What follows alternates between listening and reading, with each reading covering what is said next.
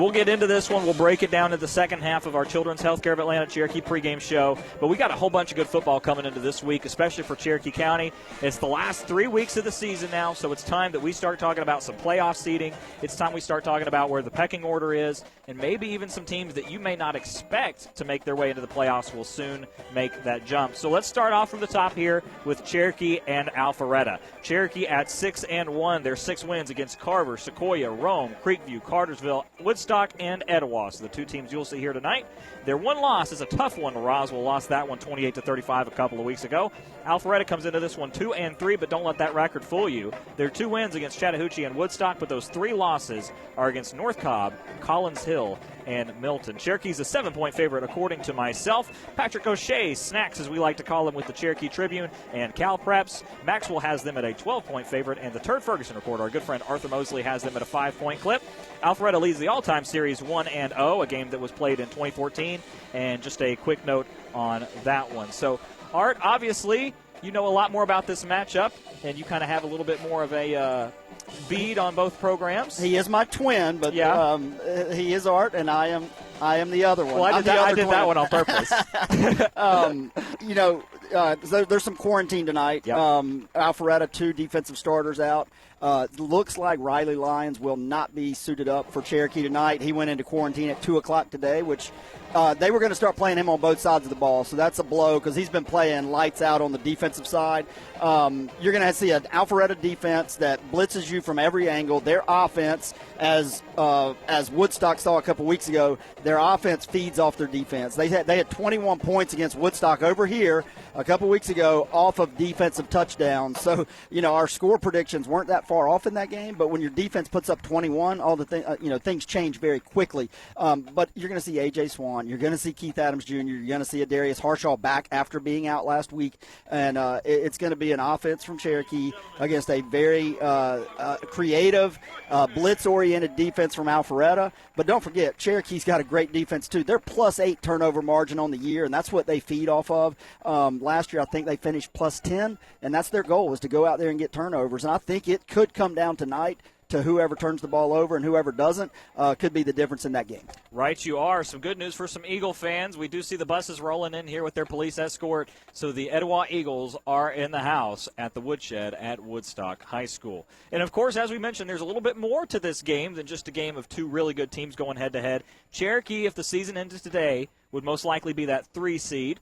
From the loss to Roswell. Roswell will be playing Milton on Saturday. We'll talk a little bit more about that game as we get later into the broadcast. And Alpharetta comes in with only a 1-1 clip in the region, but that 1 win is against Woodstock. That 1 loss is against Milton. Cherokee will face Milton on the 20th. Possibility that we'll cover that game. We'll get more into that as we get into this broadcast as well. So make sure you stay tuned throughout this one. There's a lot to talk about. But there's a lot of playoff implications, and there's a good chance that if Cherokee wins this one, they could back themselves back into that 1 or 2 seed. But really, this is most likely the position for that 3rd seed to see who doesn't have to go on the road to play Collins Hill. Yeah, I mean, they, Collins Hill blowing out North Gwinnett was a shocker. I think some people expected Collins Hill to win that, maybe not in the fashion they did. Sam Horn goes absolutely crazy in that one. I was talking to Coach Shaw. We didn't interview him on the podcast this week. There is a realistic chance that Cherokee could finish the season 9-1 and be a 3 seed. Obviously, they've got to take care of business tonight to stay in that discussion of even hoping for a 1. But they need a win tonight to guarantee themselves the 3. Then you have a bye, and then you go play Milton and see whatever can happen. I did have some news this week that I wanted to share on the pregame. I did not share it on the podcast. They were our 7A crossover region, as that rotates around, was supposed to be the Forsyth County schools. Mm-hmm. Okay, yep. Which would have been a lot better for us, would have been a lot better for Milton, but it would have been a lot better for everybody. Gwinnett, the rotation had Gwinnett playing Gwinnett, and of course Gwinnett, they usually get what they want in the form of transfers from Valdosta, things like that, and they caused enough stir at the GHSA that got us matched up with a Gwinnett region. So again, you got to still go play who you have to play. But I was talking to one of the Alpharetta coaches last night. Play it out because, you don't know if Collins Hill could be missing 10 kids. maybe unlikely. They're going to be very careful as they get to the playoffs, but you just don't know week to week who could be missing, who could be playing. So play it out and see what happens. You hope Cherokee, and again, if they could take care of business against Milton, maybe Milton beats, Roswell this week. Or Roswell beats Milton, and that really puts it up for grabs for that 2 spot. But the top of that region is very tough for a small region. It really is, and that's the big thing. Is that it may sound like we're a little bit pessimistic about the Cherokee side. Looking back at that Cherokee schedule, remember this is a team that beat Rome. This is a team that beat Cartersville. This is a team that beat Creekview. They have a lot of quality wins going into this one. They're still a really good team. Some places have them ranked in the top 10. Some places don't. Don't let that get too far ahead of you. If they go out there and they're able to make an 8-2 mark or a 9-1 mark on this season, they have a really good shot against anybody they're going to face in the postseason. You're exactly right. The Roswell game, they were right there. If you told me they were going to score 28, I would have said they won by 10. They end up giving up 35. Shaw was not happy with the defensive output or the input that game. Felt like they should not have given up 35, but they did. So now you got to go handle business, and we know they still can. They still have one of the best defenses in the state, and A.J. Swan is getting better and better and better. He's going to have to throw on the run tonight. He's going to have to read his blitzes, but I think if they catch Alpharetta in the wrong blitz, they're going to make them hurt. Right, you are. Talking about the one other experienced quarterback that came into this season, that is Brody Rhodes over at Creekview, moving on to Chattahoochee and Creekview. Chattahoochee 2-4, 2 wins against Northview and Centennial. The 4 losses against Alpharetta, Johns Creek, River Ridge, and Sequoia. Sequoia upsetting them last week. Creekview comes into this matchup 5-2, 5 wins against Etowah, Woodstock, Sequoia, Cambridge, Riverwood, and their 2 losses are against Cherokee and River Ridge. So a pretty good 2-loss team, if you ask me. They're a pretty heavy favorite coming to this one. A 34-point favorite according to my ranking, a 30-point favorite according to the Maxwell rankings, a 24-point favorite according to Cal Preps, an 18-point favorite by Snacks, and a 17-point favorite according to Art with the Turd Ferguson Report. Chattahoochee does lead the series all-time 2-0, but that's a long time ago from when Creekview was a very young school. Creekview comes into this one pretty heavy favorites. You kind of have to feel like this defense is going to show up and show out from where they did last week against Riverwood. A quick note is that Creekview is coming off kind of a quasi-short week with that finishing of a game with Riverwood on Monday, but we don't expect anything less from the Grizzlies. No, we don't, because that defense is going to be there regardless, right? And they're going to bring pressure. 56 tackles for loss on the season. They come from all different angles. They get you on the ground. They don't miss tackles. They're very disciplined. But their offense, we've talked about it ad nauseum, 277 yards a game and 17 points a game. Thank goodness for great defenses, right? That defense is very comparable to the 2018. This defense, year 2020, giving up 8 points a game only, and that 2018 team giving up 10 points a game at the same point in the season. So when you have that and you're only giving up 8 a game, you're putting yourself in a good position. I think Creekview does come out tonight, not necessarily has a huge offensive outburst, but I think they score 28 plus tonight. I think the Fulton County teams are just not used to, and you guys said it on the Sports Blitz last week. And I know we've said it a couple times. They're just not used to the physicality of these Cherokee County teams, and they're going to make it a long night for Chattahoochee, who kind of likes to play playground football and run around a little bit and then find an open receiver. That doesn't work against Creekview. That just does not work against Creekview. I expect the offense to come out and put on a better show tonight, though. Yeah, and you're getting into the crucial point of the season here for Creekview, where you're going to have to find a spot, hopefully getting into that 2 seed. Of course, there is an opportunity to be the 1st seed, and that's what we're going to talk about next. The Sequoia Chiefs going over to the River Ridge Knights to do battle just up the road here in Woodstock. Sequoia, 2-5 team, 2 wins against Cambridge and Chattahoochee. Those 5 losses are pretty much all out of region. Woodstock, Cherokee, Cass, Johns Creek is the only out of or in region loss. Johns Creek and Creekview. They're 2-2 in the region. And River Ridge is 7-0. You know this story. Lassiter, Woodstock, Etowah, Chattahoochee, Riverwood, Creekview, and Centennial all in order. River Ridge comes in pretty heavy favorites. An 18-point favorite according to Maxwell, a 17-point favorite according to Cal Preps, 14 by me and Art, and an 11-point favorite according to Snacks. Sequoia leads the series all-time 8-0. Of course, that's because River Ridge had never beaten a county team coming into this one, and then all of a sudden they've beaten 3 in a row, looking for that 4th one here. There was a little bit of a little brother comment going around by somebody that will remain nameless for the duration of this broadcast. But I think Sequoia's coming into this one a pretty heavy underdog. Everybody's kind of aware of that. But if Sequoia was able to win, then they would really they're kind of in the catbird seat now for that final spot in the playoffs. That would really solidify that. But the other thing it would do is it would open the door for Creekview but in a more realistic sense, it's looking really good for River Ridge to claim their first region title. Yeah, I mean, they would have a tiebreaker with Creekview. River Ridge still has, Cambridge and Johns Creek on their schedule. Yep. Sequoia has a doable. Riverwood's not what we thought they were going to be. They go up and put 40, 50 points up against some of these opponents. They don't do it against the Cherokee County teams, so we like that. And then Sequoia wraps up with Centennial, which we like that a lot, even though they did battle River Ridge for a first half. We interviewed Coach Teeter on Wednesday night. One of the things was, the 0-5 to start the season, nobody wants to be there. 3 of those, non-region games, though. Throw them out. And that's not a tournament game. That's not a game that matters about you getting in the playoffs. So, what they had to do to keep those kids positive, because, we were hearing from parents, and, you're hearing, like, you're 0-5. It's just not fun. But they kept them positive. The leadership of those seniors and some of the younger guys stepping up kept them in games. And all of a sudden, and look, what if they'd have beat Johns Creek? They'd be 3-1 in region, and they had plenty of chances to do that. Matthew Traynor getting better and better and better with his feet and his arm. He's rushed for over 100 a couple weeks. But River Ridge, at the end of the day, River Ridge, and we've seen them all, River Ridge is the better football team. They're more well-rounded. They've got a great defense. The offense is very, very versatile, and then they've got one of the leading rushers in the state. And I know we mention him, every chance we get. Amir Morrison is your difference maker and can turn that game in any given moment. He can turn it. And Teeter talked about the same thing Trevor Williams talked. You got to keep him corralled. You got to minimize the big plays, and they have to find a way to do that. I just don't think Sequoia has Creekview's defense. And I think you're exactly right. Once again, Sequoia comes in with only 2 wins, River Ridge with 7. Sequoia leading the series all-time 8-0. Art making a little bit of waves with his commentary about that one. But don't worry, we've got a few more games to break down. We've got one more Friday game to break down, which, by the way, Sequoia's 0-5 on Fridays, but 2-0 on Saturdays and Mondays, so that's kind of cool. But we have a few more games to break down. We'll even get into the Saturday schedule due to COVID. And when we come back on the on the Children's Healthcare of Atlanta Cherokee pregame show, you're listening to WLJA 101.1 FM. We'll be back in 2 minutes. When you are the official sponsor of the comeback, adding a few feet to a drive matters. First down. So does shaving 1/10 of a second off a lap.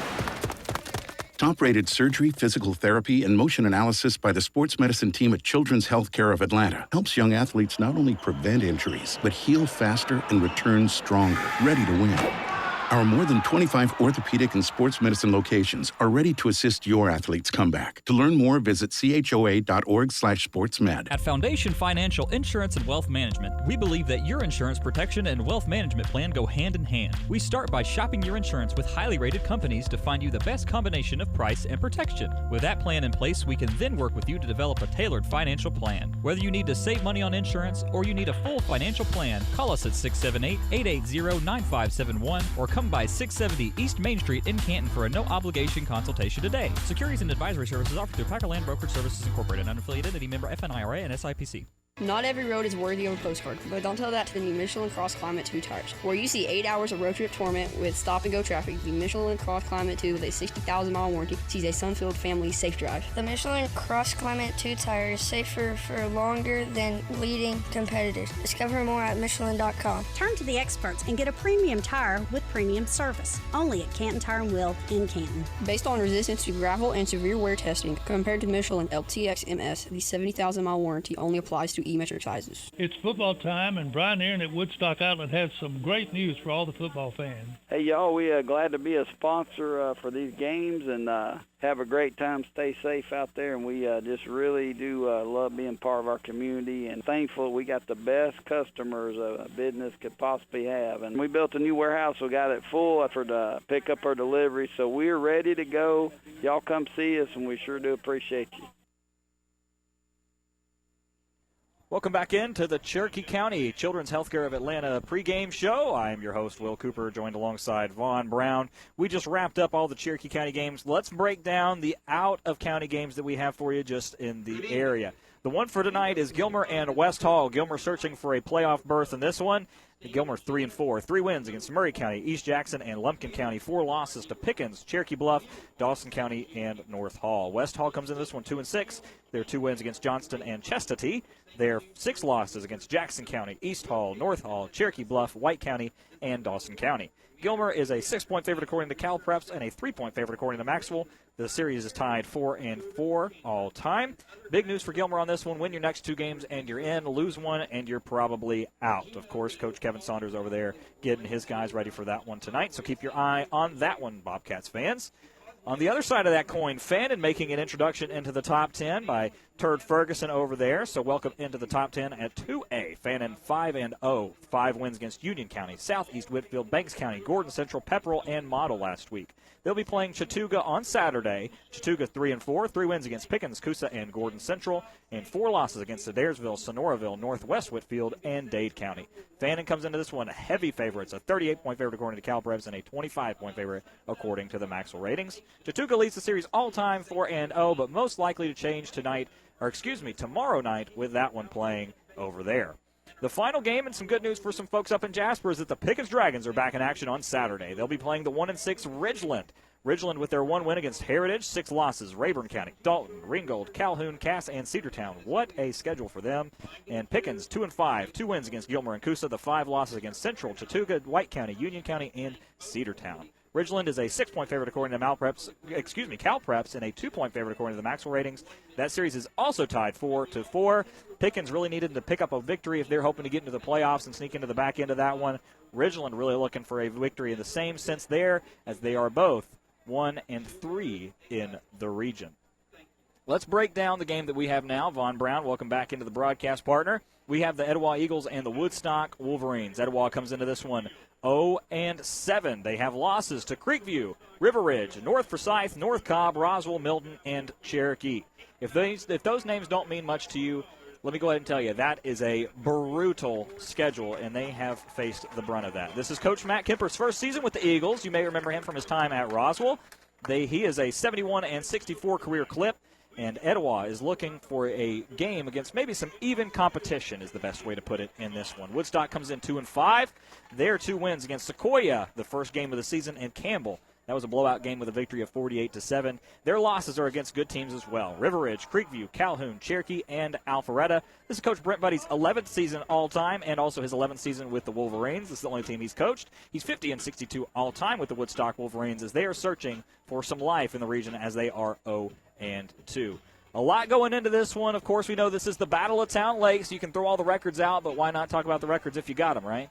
Yeah, we got them, and the biggest story of the records is those Etowah 7 losses come against opponents with a combined 42-7. I think that's like a 85% win percentage. Yeah. And you said it. I mean, a lot of top 10 type caliber teams in 7A that they played, they did not have a patty cake schedule. But we were talking about before the broadcast. You know, they have Creekview by the very first game. We were there. We were at Etowah on Eagle Mountain. They have Creekview. All they need is 1 stop. Creekview gets 2 fourth downs and converts, and they win the game 14-13. I don't know. At the end of the day, I don't know how much that changes. But, I mean, you know, your momentum and your confidence of a team that has a new coach, you need that confidence early, and they just couldn't get it. You know, lately they've really been pounding Clivert Many, and that's kept it as close as possible. But, you know, they only score 7 points a game. They give up 29. That's not a recipe for a lot of wins. And then on the other side of the ball, you got Woodstock. So you're going to see Clivert Many, my prediction anyway, you're going to see Clivert Many with a ton of carries tonight, trying to run clock, trying to sustain drives. And on the opposite side, Dan Como, who picked up against Campbell, was his first start, and they put 48 up. They're going to throw the ball all over. You could see them throw the ball 50 times tonight. Is a very, very realistic scenario. I do think Woodstock's a little bit better on both sides of the ball. And, you know, they score 20 a game, but, again, that Woodstock defense has not really allowed them and the offense to stay in games long enough to have a chance at the end. So, you know, to me, it's just that Woodstock defense isn't what it usually is. No, and I agree with you. I think for Woodstock, you know, your big key to the game is getting the guys in space that you have to get in space. And that obviously comes back around. We mention him every week pretty much. It's David Daniel, this guy, the 4-star safety. We've talked about him for years now because he's been such a big part of this Wolverines team, and he plays offense and defense. We'll see him at safety. We'll see him line up at receiver. He's got rushing attempts. He's got catches. He's got interceptions. He's got tackle. Lead the team in tackles as well. Yep. You know, we're going to see him all over the place. He probably won't play every down. Obviously, that's a big ask of a guy. But you're going to see him on third downs on both sides of the football when they need to stop or when they need to get a first down there. So don't be surprised if we mention his name quite a bit. And you're exactly right. I mean, that's the thing is that when you look at these defenses, Woodstock averaging 28.7 points allowed. and Etowah 28.9. That's pretty balanced. The only thing I will say is that Etowah is only allowing teams 1.6 points more than what they normally score, while Woodstock's allowing almost 5 points above their average points per game. So that's something to keep an eye on there. Now, the offense disparity is where things get a little concerning for the Eagles. They're averaging 6.1 points per game. They have no passing touchdowns on the year. And then on the opposite side of that coin, Woodstock does average 20 points a game, and they do average 1.5 points more than what teams normally allow giving up. So, of course, as you mentioned, we call it the Air Buddy system. It's because he likes – I believe you coined that term, actually. Yeah, well, back with Garrett Bass. Okay, that's exactly right. So he likes to spread it out. You're going to see a team – and both these teams are spread teams, by the way. You're going to see these guys, and Will Curcio's the guy we expect to get the start over at quarterback. We've seen them have a few different tries. They tried Dawson Heck one game. They've tried Bohannon at quarterback as well, but you're really probably most likely going to see Will. That seems like the guy that they've settled on over there. And as you mentioned, Woodstock, this is the first time that we'll get to see Dan Como, and we're excited to see him throw the ball. I've watched some tape on him. Seems like he has a great decision-making prospect. He's only a sophomore, so he's going to be around for a little while. And another guy that Woodstock is really excited about is their sophomore Carson Gray, the linebacker he's very similar to Isaac Hubert in my opinion. That linebacker that plays defensive end that can do both. He's leading the county in tackles for loss, and second only to a guy by the name of, you might have heard of him before, Grant Anderson. I have. With 7.5 sacks. Well, Carson Gray has 7. So this young man is exciting. He's a sophomore, like we mentioned, him and Isaac Hubert, that same class. It'd be fun to see those guys on the same team, but unfortunately we're watching them from opposite ends of the county. But I'm excited to see him get out there and play. As we mentioned, Woodstock does have a lot of exciting pieces. It just doesn't seem like they've been able to put it all together. But Etowah is the same thing. We're going to get to see Clivert Minnie. He really has kind of come into his own since the last time we saw them play against River Ridge. We're going to get to see some of these guys play, Brock Rechsteiner. We've seen him play on both sides of the ball. He's kind of their David Daniel type guy.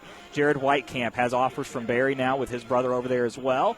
We're excited to see these guys get together and play, and I think this will be an even game. And Etowah will be excited to see a team that they are in the same class with and the same caliber. And Woodstock will enjoy having an inexperienced team to go against and see if they can air it out. And on the defensive side, cause a little commotion with guys like Carson Gray coming up. Yeah, I mean it's a different opponent, right? I mean it's not Milton, it's not Roswell. So and the funny story with Dan Como is his brother plays on the defensive side of the ball, Ryan, and Ryan Dan's a big baseball player, 6'4", he'll hopefully be on the varsity here for Jeff this year. But Ryan talked him into coming out. And begged him. He hadn't played, and Buddy said it on Wednesday during the interview. He hadn't played football since 6th grade, and then takes over against Campbell and's loving it. So Buddy's got a job to do now as a sophomore for Dan Como. Keep him playing football somehow because he, like I said, he is a big baseball player. But Wes Bruno, you're going to see a ton of catches from Wes Bruno, ton of catches from Sebastian Moss. And don't let the records fool you. There's going to be talent on this field tonight, and it's going to be a fun, exciting game to watch. We've had a pretty good track record of close games, and we could very well see that tonight. Right, you are. We're looking forward to it. We're going to take our final break of the Children's Healthcare of Atlanta Cherokee pregame show. We come back. We'll invite Dave Garner back into the program to lead us through the first half as he brings you the play-by-play. I'll be joining him, being his buddy on this one. 2 minutes, and we're back. You're listening to the WLJA Cherokee County Game of the Week. Welcome to Perk Up. What can I get you? Can I have a large, skinny, non-fat macchiato with My 15-year-old has the taste buds of a middle-aged woman. But she's no adult. That's why we took her to Children's for her scoliosis. Their pediatric orthopedic program is nationally ranked. Their specialists understand growing bones and how to treat them. My kid ordering an adult-style coffee? Okay. Going to an adult doctor? Not so much. Children's Healthcare of Atlanta Orthopedics. Where you take them matters. Learn more at choa.org/ortho. There's been so much talk about distracted driving, you're probably sick of hearing about it. Well, we'd rather you be sick of hearing about it than lose your life doing it. The caring staff with Sosby Funeral Home in Canton reminds you that we all have to go sometime, but don't rush it. Wait your turn and don't drive distracted. Keep your hands on the wheel, your eyes on the road, and make sure you stay alert and arrive alive. Drive safely and help us protect our teens. They're the only future we've got. Brought to you by Sosby Funeral Home, honoring life from 191 Jarvis Street in Canton. Hi, it's Dave Garner, voice of the Cherokee County Game of the Week. But did you know I'm also your local Woodman Life representative and poverty prevention specialist? For over 130 years, Woodman Life has protected families with life insurance and retirement products. And as your local agent, I want to make sure that your money outlives you and that you don't outlive your money. Call or text me at 706-273-9347 or visit my Facebook page at Dave Garner Woodman Life to learn how I can help you or your loved ones today. Insurance protection, financial security, Woodman Life, standing strong for generations. The #1 magazine to read is Enjoy Cherokee. This beautiful full-color seasonal publication keeps you in the know with articles about interesting people, fun events, hot restaurants, and cool ideas. Enjoy Cherokee is for busy people who enjoy a lifestyle magazine worth reading and keeping. You'll find Enjoy Cherokee available at most high-traffic locations and mailed free to homes throughout Cherokee County. Join the thousands who don't miss a single issue. Follow us on Facebook and find issues on enjoycherokee.com. Ask for a free publication and enjoy. Welcome into the children's, we're out of the children's. Welcome into the Cherokee County Game of the Week. Sorry about that. Here we go again. A good start so far in this one. I'm Will Cooper, but I'm here to introduce you to the man of the hour, Diamond Dave Garner, the golden voice of the broadcast. Dave, welcome back in. Absolutely. Glad to be here. Etowah, of course, coming through the banner right now. You know, a lot of excitement. You guys were talking about the fact that, of course, both these teams have struggled out of the gate, to say the least, but it really hadn't diminished from this rivalry. 25% capacity, but there's still bands, cheerleaders. It's still a crisp, cool night in November, and it's the 21st meeting all time between these two. And I want to throw something out there, and I know you're going to make fun of me for this. Yes. All right, but I'm a big fan of the Netflix series Cobra Kai. I'm really into that. I'm an old Karate Kid fan. And so I think the key tonight, strike first. Whoever strikes first, strike hard. No mercy. And that's the mentality you got to have even in a game like this. So we'll see which one of these two teams come out here and does that tonight. Sweep the leg? Hey, possibly. Now, that might be a penalty. Sweeping the leg will probably get you 15 yards tonight, so I don't think we want to do that. But it won't be to kick things off. His toe will meet leather here in just a minute. He'll be allowed to sweep the leg all he wants. There you go. Carson Allen will do the honors. Woodstock wins the toss. They'll be on offense first. Etowah in all white tonight, working from left to right with the ball teed up on the far hash of the 40-yard line. David Daniel back deep for the Wolverines, and this is a deep one that'll drive Daniel back, and this will go into the end zone about 3 yards deep. Rolls out of the back of the end zone over the head of Daniel. And it'll be first down for Woodstock. So we'll see that Wolverine offense first. They're averaging right at 20 points a ball game. And you guys said it. Dan Como, the sophomore, has been very impressive in just 4 games. He's thrown as many passes as anyone around. And we'll see what these guys are able to do here on this opening drive. Yeah, 85 completions on 149 attempts, 896 yards, 8 touchdowns to 5 interceptions for the sophomore. Has a lot of growing to do, but excited to see what he can do as he gets older. Wes Bruno out there as well. We talked about him getting a lot of touches. Of course, here is the first one for Preston Lawrence, the junior, number 6, who pokes his head up in there, picks up a couple yards on the opening play from scrimmage here in this ball game. They'll give him close to 3. We'll call it a second and a long 7, and Woodstock right back up to the line here with a no huddle. And once again, that's Lawrence right side, picks up a couple more yards to the 25. And a quick tempo here for Woodstock out of the gate. Yeah, it's kind of interesting. Preston Lawrence listed as a quarterback on the depth chart. We saw him complete a few passes as well, coming in at a run-backing position there. And now he's split out wide. Yeah, trips to the near side. Twins up top, empty backfield. Como 4 yards deep out of the gun. Going to try to put it up here on third down. Now going to tuck it and run it. No one open downfield. Slides up at the 35. A gain of 10 yards for the sophomore quarterback, Daniel Como, whose dad was up here earlier. Vaughn had a good conversation with him going, appreciated the podcast. And, you know, it's one of those things where they were asking about we all do a podcast up here in some way, shape, or form.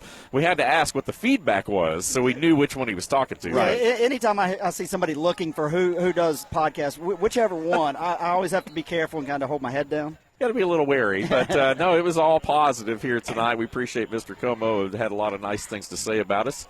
That first down play, they're going to try to swing it out, and incomplete there. They're trying to swing it out to Sebastian Moss back here to the near side on a quick hitter, but that one falls incomplete. So Woodstock quickly back up to the line here for second down and 10. They've got quads to the near side with trips to the far side. The tackles are split out to the sidelines. They're going to throw it over the middle. That one's intercepted. Intercepted at the Woodstock 45. That's number 32, Lane Cantrell. Wow, and Cantrell, the senior linebacker who we talked about, as you guys mentioned in the pregame, has been outstanding this year defensively for Etowah. Comes up with the interception, and that's his second pick of the year and the fourth team interception for Etowah. And a little trickeration right here after Halloween, as we talked about. They split everyone out to the sidelines, including the offensive linemen. And they threw it over the middle, though, and Cantor was the nearest one to it. Yeah, 3 linemen down, so the center and the 2 guards. And then the tackles were split out to opposite ends, 4 wide on each side of the ball. And just a bad pass over the middle. Lane Cantrell coming in, the leading tackler, and now has 2 interceptions, making him the leading interceptor of the team as well. So a real ball hawk in the linebacking core. So Will Curcio and that Etowah offense goes to work. Here's Clivert Minnie with the first carry from scrimmage for the Eagles, and it's good for right at 10 yards and close to an Etowah first down. He's going to be about a half yard short. And just like that, again, Clivert Minnie over the right side there, off tackle with a big play on the ground. Yeah, Clivert did a good job getting into the second level and then was finally wrapped up by David Daniel, the 4-star safety committed to Georgia we've been talking about, with 64 tackles now in the season, leading the Woodstock Wolverines. And they're going to keep it on the ground to Minnie this time. He goes left side, doesn't have near the success he did the play before, and it's going to be close to the first down, but I believe he's a little bit short. So third down from the same spot. That time the Wolverine defense did a nice job there to close the hole. Yeah, they did a good job. I think that's Woodstock's plan, right, is that you want to rally to the ball. This is a team that's only completed 47 passes all year. You kind of expect them to keep it on the ground. So load the box, make them prove that they can make you throw it. And here we're going to see the kind of big package with Brock Recksteiner and Blake Bohannon split out wide. Jake Putnam, the center, leads them up to the line, and they'll go straight ahead on the ground. Many, I don't know if he got it. It's going to depend on the spot. They went right back into the middle against the teeth of that Woodstock defense, and it's going to depend on the left-footed spot. Looks like it's going to be pretty short, Dave. So how about that? So Minnie goes for 9.5 on the first play offensively for Woodstock, or for Etowah, on scrimmage there. But 2 straight plays, Minnie has gotten nothing, and now it's fourth down, half yard, and Etowah's offense will stay on the field here. Well, watch the ADO here because you're well within Carson Allen's range. Etowah again, Curcio, they're going to take the snap. They will run it. And Minnie straight ahead. This time he will have the first down, so better late than never. 4 straight plays for the Eagle offense, and they finally get that needed yard down to the Woodstock 26. Yeah, got enough yardage there. Move those chains. Clivert, not a big young man at 6 foot 160, has a little bit of size you could put on his frame, but runs hard. 127 carries coming into this game, 541 yards and 4 touchdowns. Really kind of the driving factor for the Etowah offense so far. Twins to the near side, ball on the far hash. 1 receiver over there as well. Minnie the lone back. Curcio out of the gun. They'll hand it to Minnie again. So 5 straight runs to open this offensive series for Etowah. And they all go to number 12, and this time Minnie picks up a few yards over the left side inside the 25. They'll spot the ball right outside the 20 at the 21, so they'll give them 5 yards on first down. And the Eagles will set up shop their 2nd and 5 as the play clock goes under 25 seconds. Well, nothing frustrates a spread team more than when you force them to sit on the sideline and watch another team. And they've taken about 4 minutes off the clock so far in this game, and I'd say about 3 minutes of that is on this possession with a lot of runs from Etowah. Woodstock again, in case you're just joining us, opening possession, interception, and Minnie on the ground this time, but not going to get there. He's strung out far side, and the Wolverines did a great job of bundling that up back at the 25. That's going to be about a 4 or 5 yard loss. And so 2nd and 5 will become 3rd down in the better part of 10 or more.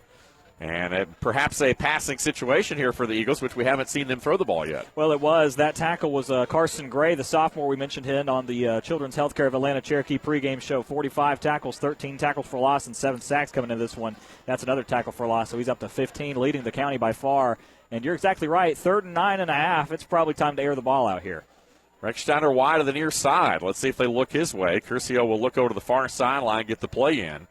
3rd down and 10, 7-14 here in the opening quarter, no score.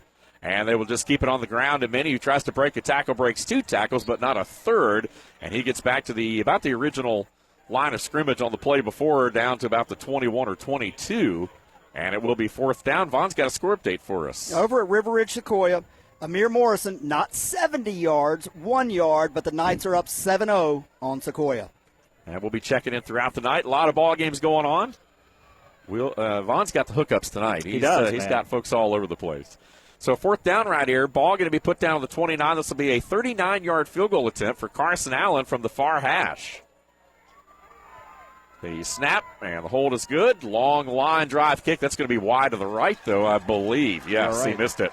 So Allen had the leg on that one. That one went about halfway up the uprights going through. It was a line drive, but from the far hash, he just hooked it with that left foot.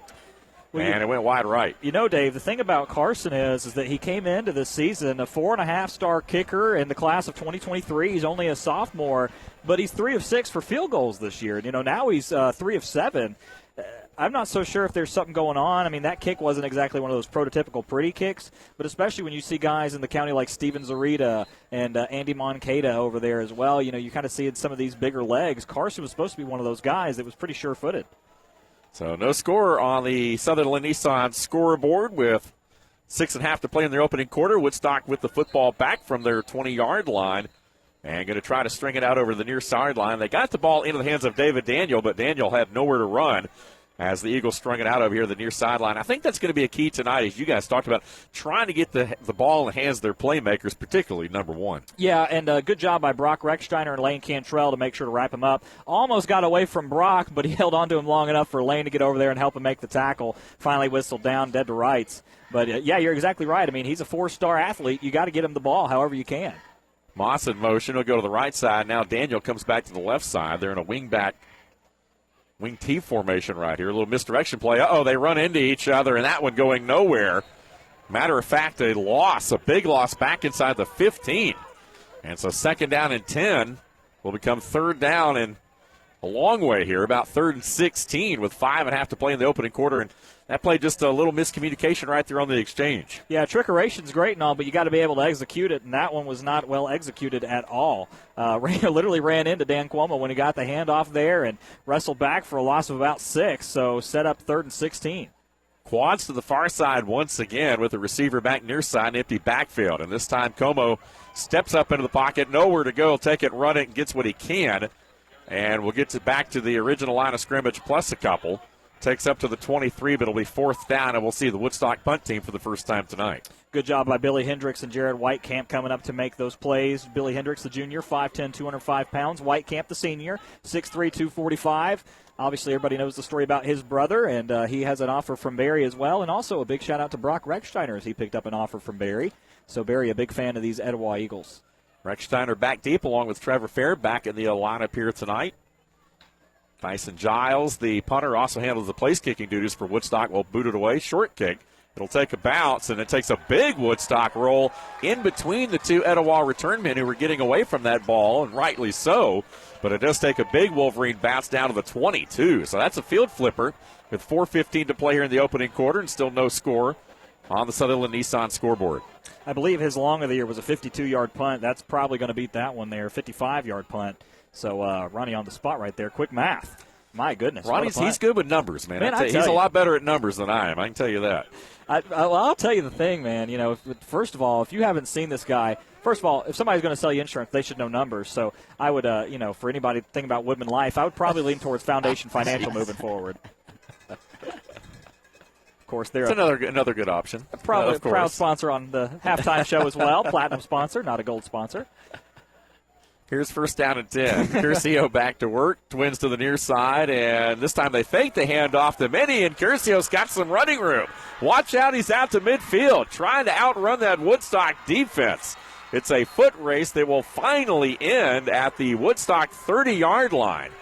Well, that is a huge gain right there. And that's going to be about 48 yards on the run for the quarterback, Will Curcio, the sophomore who faked the handoff to Minnie, who, of course, got basically all the touches on the previous drive that led to the missed field goal.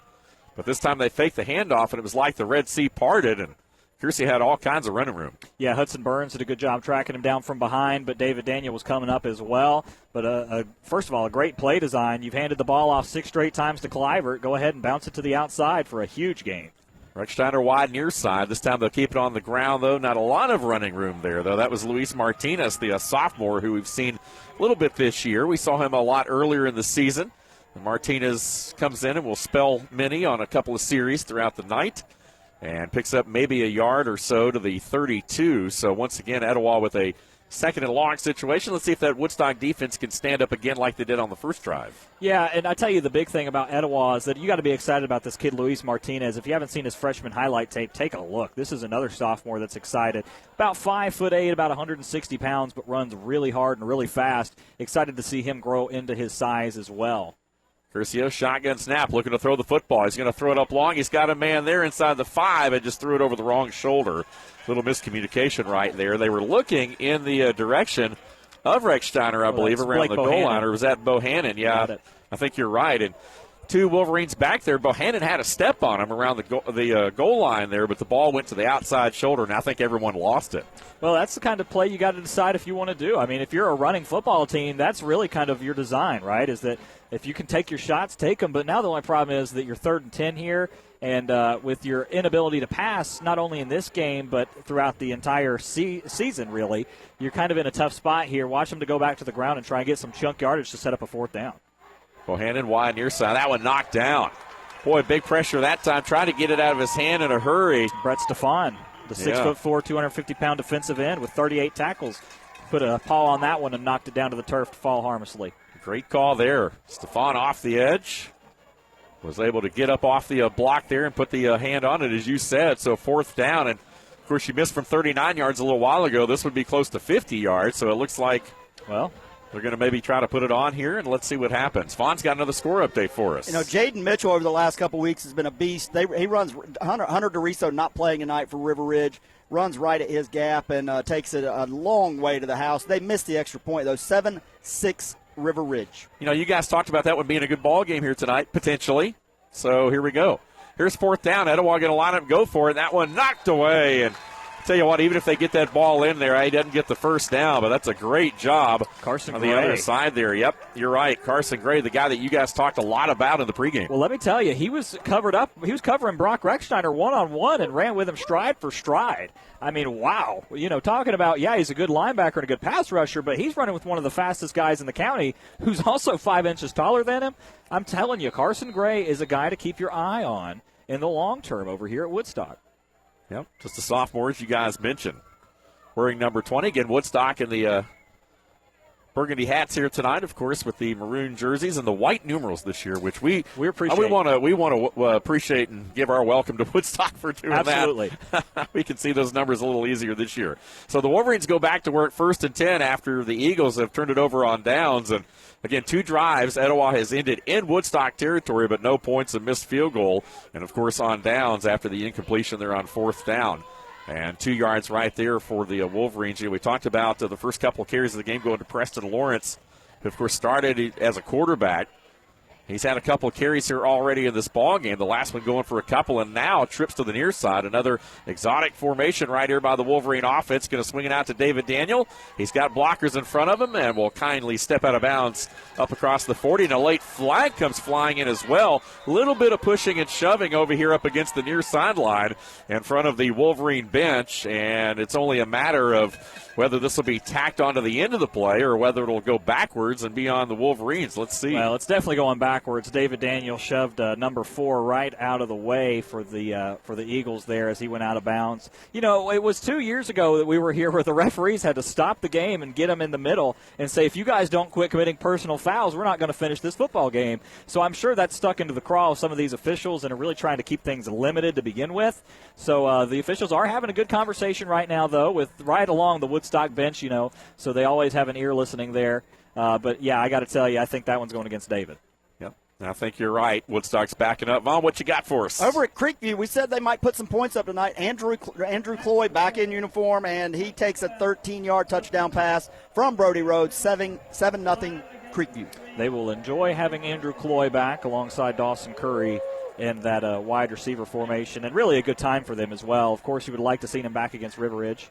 And then we also have over at River Ridge, Latham to Hunter Coleman for a TD and a 14-6 lead over at River Ridge. So that may be a shootout. I was going to say, it may be a shootout, yeah. 2:06 here in this ball game. Woodstock, Etowah scoreless so far on the Sutherland Nissan scoreboard. And here are the Wolverines on a 1st and 10 after that 15-yard penalty and going nowhere on the ground. And that was Lawrence once again with the carry there. We talked about Como, of course, and brother, of course, Ryan is also out there as a defensive player as well, as we've talked about. And, of course, a very athletic family, to say the least. It's great to see Como, as we talked about. And Vaughn, you were mentioned, of course, being a baseball player and keeping him out there. Second down 11, three-step drop. Trying to set up a middle screen. They get it over there to Lawrence. Good block. And he will be pushed out of bounds over here on the near side up at the 35, and it'll be about 4 yards shy, 3 or 4 of a first down. So a manageable third down, though, but a good play call. Man, the guard, Josh Shackleford, I had a preseason interview with him for Enjoy Cherokee Magazine, 5'10", 230 pounds. Poor Austin Skinner went up, tried to block that pass, didn't see the screen, and he got absolutely leveled by Shackleford, taken to the ground, pancake blocked, and set up that huge gain, made it third and very manageable. So a shout-out to the offensive line putting in work for the Wolverines. Third down and 3. Yeah, you love to have those pancake blocks, man. That's the biggest stat you can have right there. Pulling the guard this time, going to throw the football, and that one was nearly intercepted, but then caught. Wow, that was a fight for the ball there as two players basically made the grab simultaneously, but it was David Daniel who ripped it away from the defender. And that'll go down as a completion and a first down at the 46. Well, that's two ball hawks right there. Rex Steiner versus Daniel. Two premier safeties, two premier wide receivers. One 6'3", 210. The other guy's 6'2", 180. So really great size, both those guys, prototypical type of guys, and a great win there for David Daniel for a first down. Como loads up on first and 10. He's got a man in the slot. And that ball is complete to Sebastian Moss in the middle of the field.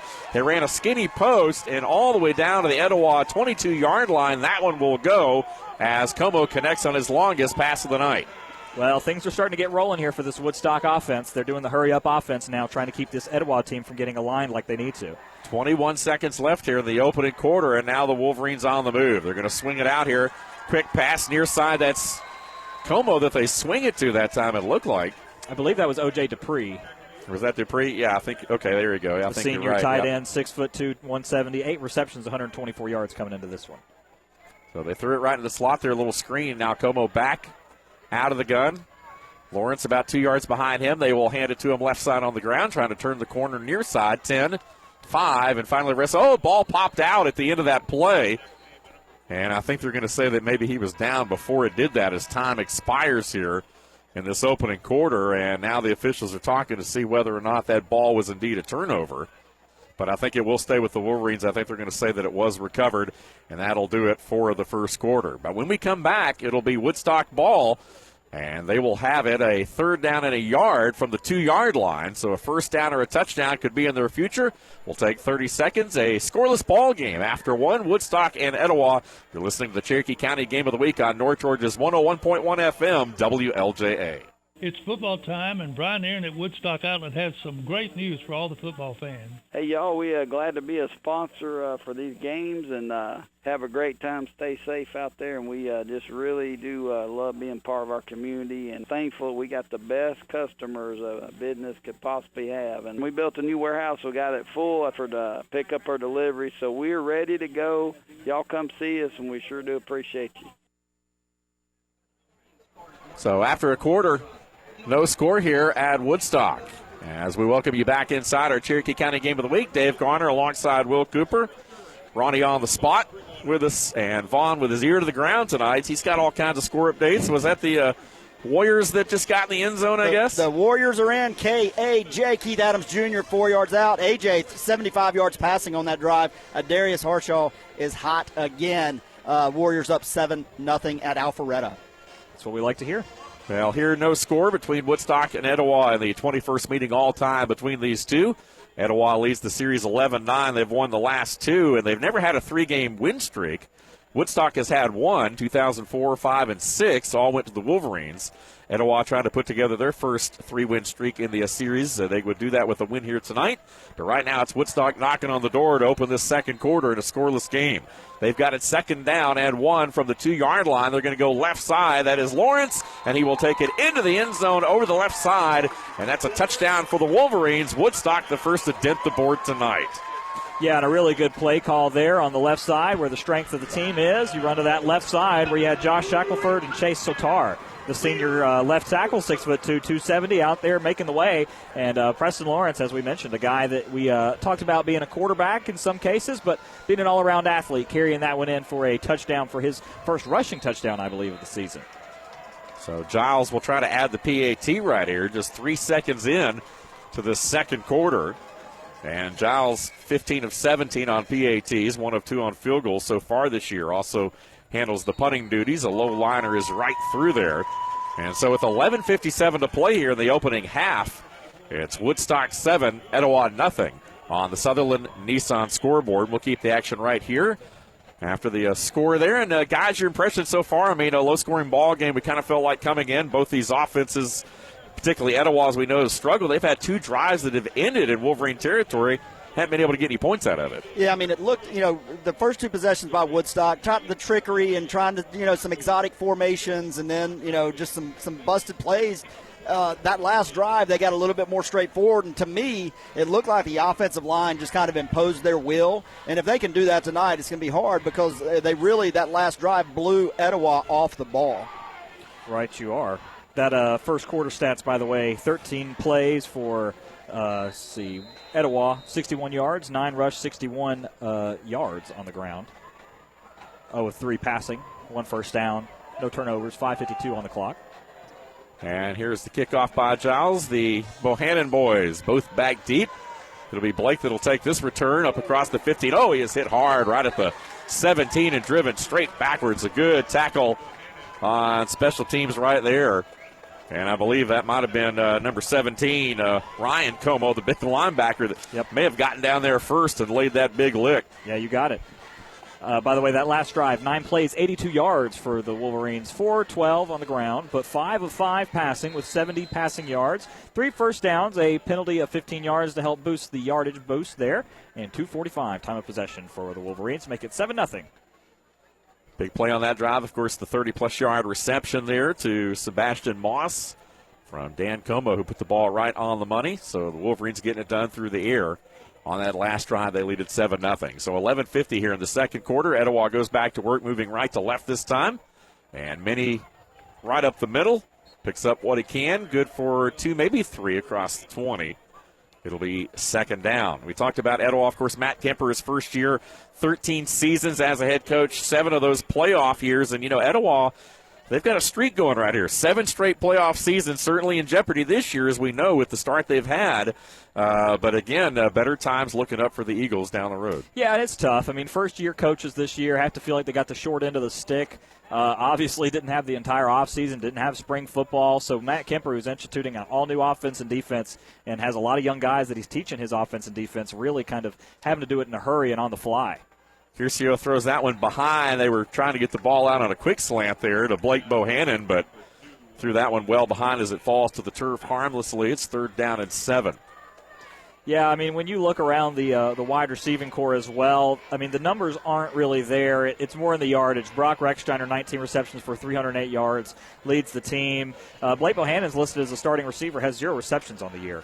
Zake Zamorno, the other wide receiver, split out. He's 6'3", 170-pound senior. 5 receptions for 36 yards. Camden Moss, a junior, 6'1", 165, 1 reception for 7 yards. It's just not so much there this year. The other guy that we have yet to mention is Remington Adams. I don't even believe I've seen him out there, kind of the flex player. Really speedy guy, but he's been transitioned from running back to a wing back kind of. Cade Moss out there as well. This is a long one over to the far sideline. And a hit from behind there, but no flag. And flag on the ground. And there is a flag on the ground there, so this one may be rough for the passer. I believe so. Spotter says it's a hold. Let's see what we got right here. Yeah, it's going to be holding. Yep. Or Woodstock will decline it. Yeah, if it was a roughing the passer call, it would have been a pretty weak one. It was on the left side there. We haven't talked about the Etowah offensive line, but Jaden Field, Camden McQuaid, Jake Putnam, the center, who also does the long snapping duties, Carter Reed Metcalf, senior, 5'11", 220 pounds at guard, and Tate Nelms, the big guy, number 68, freshman, 6'4", 250. So put a little something extra in the water, I think. I think so. 4th down here. That last pass, it was wide up against the sideline there. Just couldn't quite get that one beyond the first down marker. Woodstock again does decline the penalty, a hold on Etowah. So Carson Allen will just put his foot into this one and boom it away. And Sebastian Moss will signal for the fair catch at his 42. And a flag comes flying in there as a little extracurricular activity at the midfield strike. Yeah, that once again, David Daniel involved in that one, and I believe Luis Martinez was the gunner. Not so sure what happened there by the time that the flag started flying. David Daniel had him on the ground with his foot on him, so we'll have to see if that's one of those coachable moments or who it goes against or what. Yeah. But David Daniel definitely been involved so far in this one. It's like maybe Carter Reed Metcalf for Etowah, 65. The senior offensive lineman was in there mixing it up as well on special teams. Yeah. So we'll have to see which way this one goes. Well, there are multiple flags, so you might have offsetting penalties. But it's certainly, listen, it's one of these rivalries. We talk about Sequoia and Creekview don't like each other, but they're typically well coached, and they typically don't commit penalties that you see like this. But these Woodstock-Etowah games have a real tendency to get very physical and a lot of plays after the whistle, especially that 2018 game was one that really came to mind. So, they're trying to keep a track on it here. Don't want to let it get too far out of the way, but let's see what they got. During the kick, first and 5, blindside block, receiving team, 15-yard penalty from the end of the kick, first down. So it looked like a blindside block call there. Yep. So the nice thing about Woodstock is they actually give the officials a microphone, so you can hear the officials make the call. It's not us interpreting, and we get numbers and everything. So normally it's like, well, there was gotta a hold. love that. I mean, that's not something we get a lot, yeah. Or there was a personal foul somewhere, but we got numbers.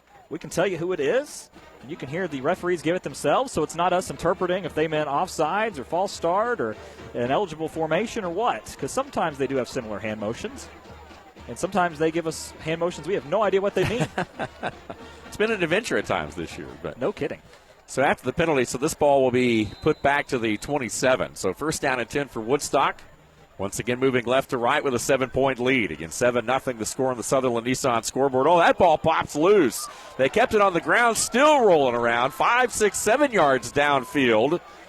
A little bit more shoving after the play there, but I believe the Wolverines were able to get back on this ball, and they were. Number 53, Grant Rule, the senior, was able to fall back on the ball there to look like Lawrence may have lost the handle on. So fortunately for the Wolverines, they'll keep the possession. Will actually pick up some yardage on the fumble as they have a second down and 4 after a unconventional gain of 6 yards. Yeah, no kidding. Carlos Thornton got away with a little push after the whistle as well from the defensive back position. Things are getting physical here. So Dupree in motion this time. They'll keep it on the ground again. Right side this time, and maybe a yard. And once again, things are very, very chippy here in this ball game. We've still got a long way to go here. 9:55 left in the second quarter. 7-0 ball game, and we might be in for a repeat, as you talked about a couple years ago. You've got a little history with us here now. I mean, you remember all this stuff. Well, that was one of the first games that I was actually working the sideline, and I remember because the coaches told their players to go out and talk to the officials because they had to get them together. So here's third down. Etowah showing blitz this time now. They cheat an extra backer up there on the line to try to bring a little pressure off the edge to try to help influence this quick pass here potentially from Como, who will get out of his hands in a hurry. He's got a receiver. It's complete. That's Wes Bruno. Far side, gets out of bounds up at the 45.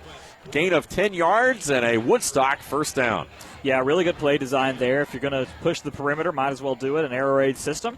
It's kind of interesting. They're running the ball vertically, but they're spreading the ball out in the pass horizontally.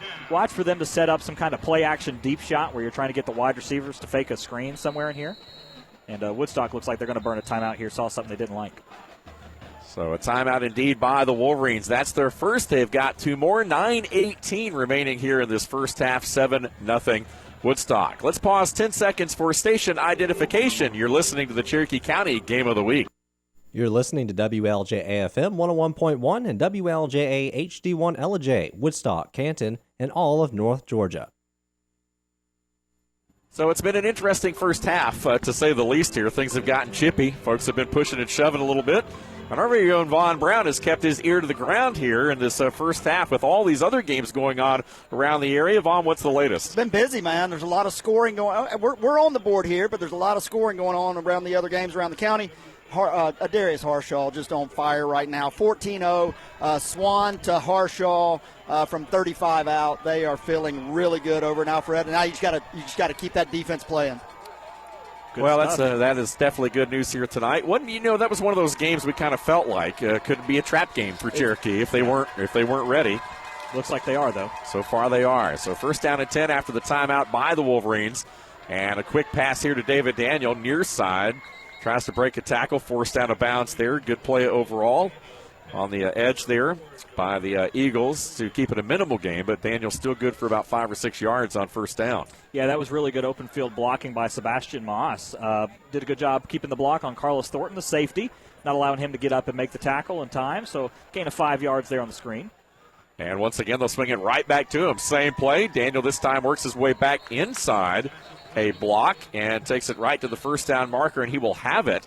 Another gain of 5. So back-to-back pass plays. And, that's one of the things that we've talked about. I know you and I have in particular, Will, is, trying to find ways to get the ball into the hands of number one. And obviously, when you look at this offense and, of course, Tom Sheehan, offensive coordinator for Woodstock, that's what they're trying to do. There was a penalty, illegal motion. It was kind of late there, so actually that will negate the first down. It'll be second down and 9. But, you got to like that Woodstock's trying to get the ball into the hands of a guy like David Daniel. Well, we talk about it a lot, right? I mean, that's the thing when you look at guys like Keith Adams Jr., Cherokee, 3-star. When you talk about Ebony Jackson a couple years ago, if you have a talent, especially at a skill position, you got to get the ball to him. And that's the thing about David Daniel. This kid's a 4-star, so find a way to get the ball to your guys. Flip side of that, Dan Devine, defensive coordinator, trying to find a way to stop him. This time they'll throw a quick pass, but that one's knocked away and incomplete right at the 48-yard line. So it'll be third down and 9 for the Wolverines. Vaughn, what you got for us now? Well, when your offense isn't really a juggernaut putting up huge points, you got to go to some trickery here and there. Brody Rhodes to Curry to Vaccaro from 20 yards out. The double pass, 14-0 Creekview. We saw a little something like that. Second time that's worked. Yeah, I was going to say. I believe Vaccaro was involved in that one as well, with Dawson Curry involved. Yep. So, hey, keep it in the trickeration book. It's worked twice. 8:44 to play here. Woodstock 7-0 over Etowah so far in the Battle of Town Lake. The Eagles again got off the bus a little after 7 o'clock right here, presumably warming up at their stadium just up the road. And this time over the middle, Daniel takes a big hit, bounces off of a guy, complete right to line of scrimmage. Just way too many white shirts there, though, on third down. Boy, that was a nice job by the Eagle defense to converge on number one as soon as he made the catch there. And it will be fourth down and about 5 to gain. So we will see Woodstock's punt team once again. Well, that's one of those things where the play design wasn't exactly fantastic. Austin Skinner did a good job chipping him at the line, forced him to extend that route a little bit, had to cut it off, didn't get a sharp breakout, and that created enough time for this Etowah pass rush to get in the face of Dan Cuomo and just have to dump it off. The problem is he's only running a 3-yard in, so it's not like he has the yardage to get there on the route, and Etowah did a good job rallying to the football. A few missed tackles by the Eagles, but ended up bringing David Daniel down and forcing the punt here. So Giles will punt it. Hits it, and a fair catch signal right at the 20. Now they'll let it bounce. And a job there again. Brock Rechsteiner was he thought about coming up trying to field that ball into traffic and thought better of it. Let it bounce, and it died right there on the spot. And Woodstock will touch it down right at the 25. So again, the Etowah Eagles back to work.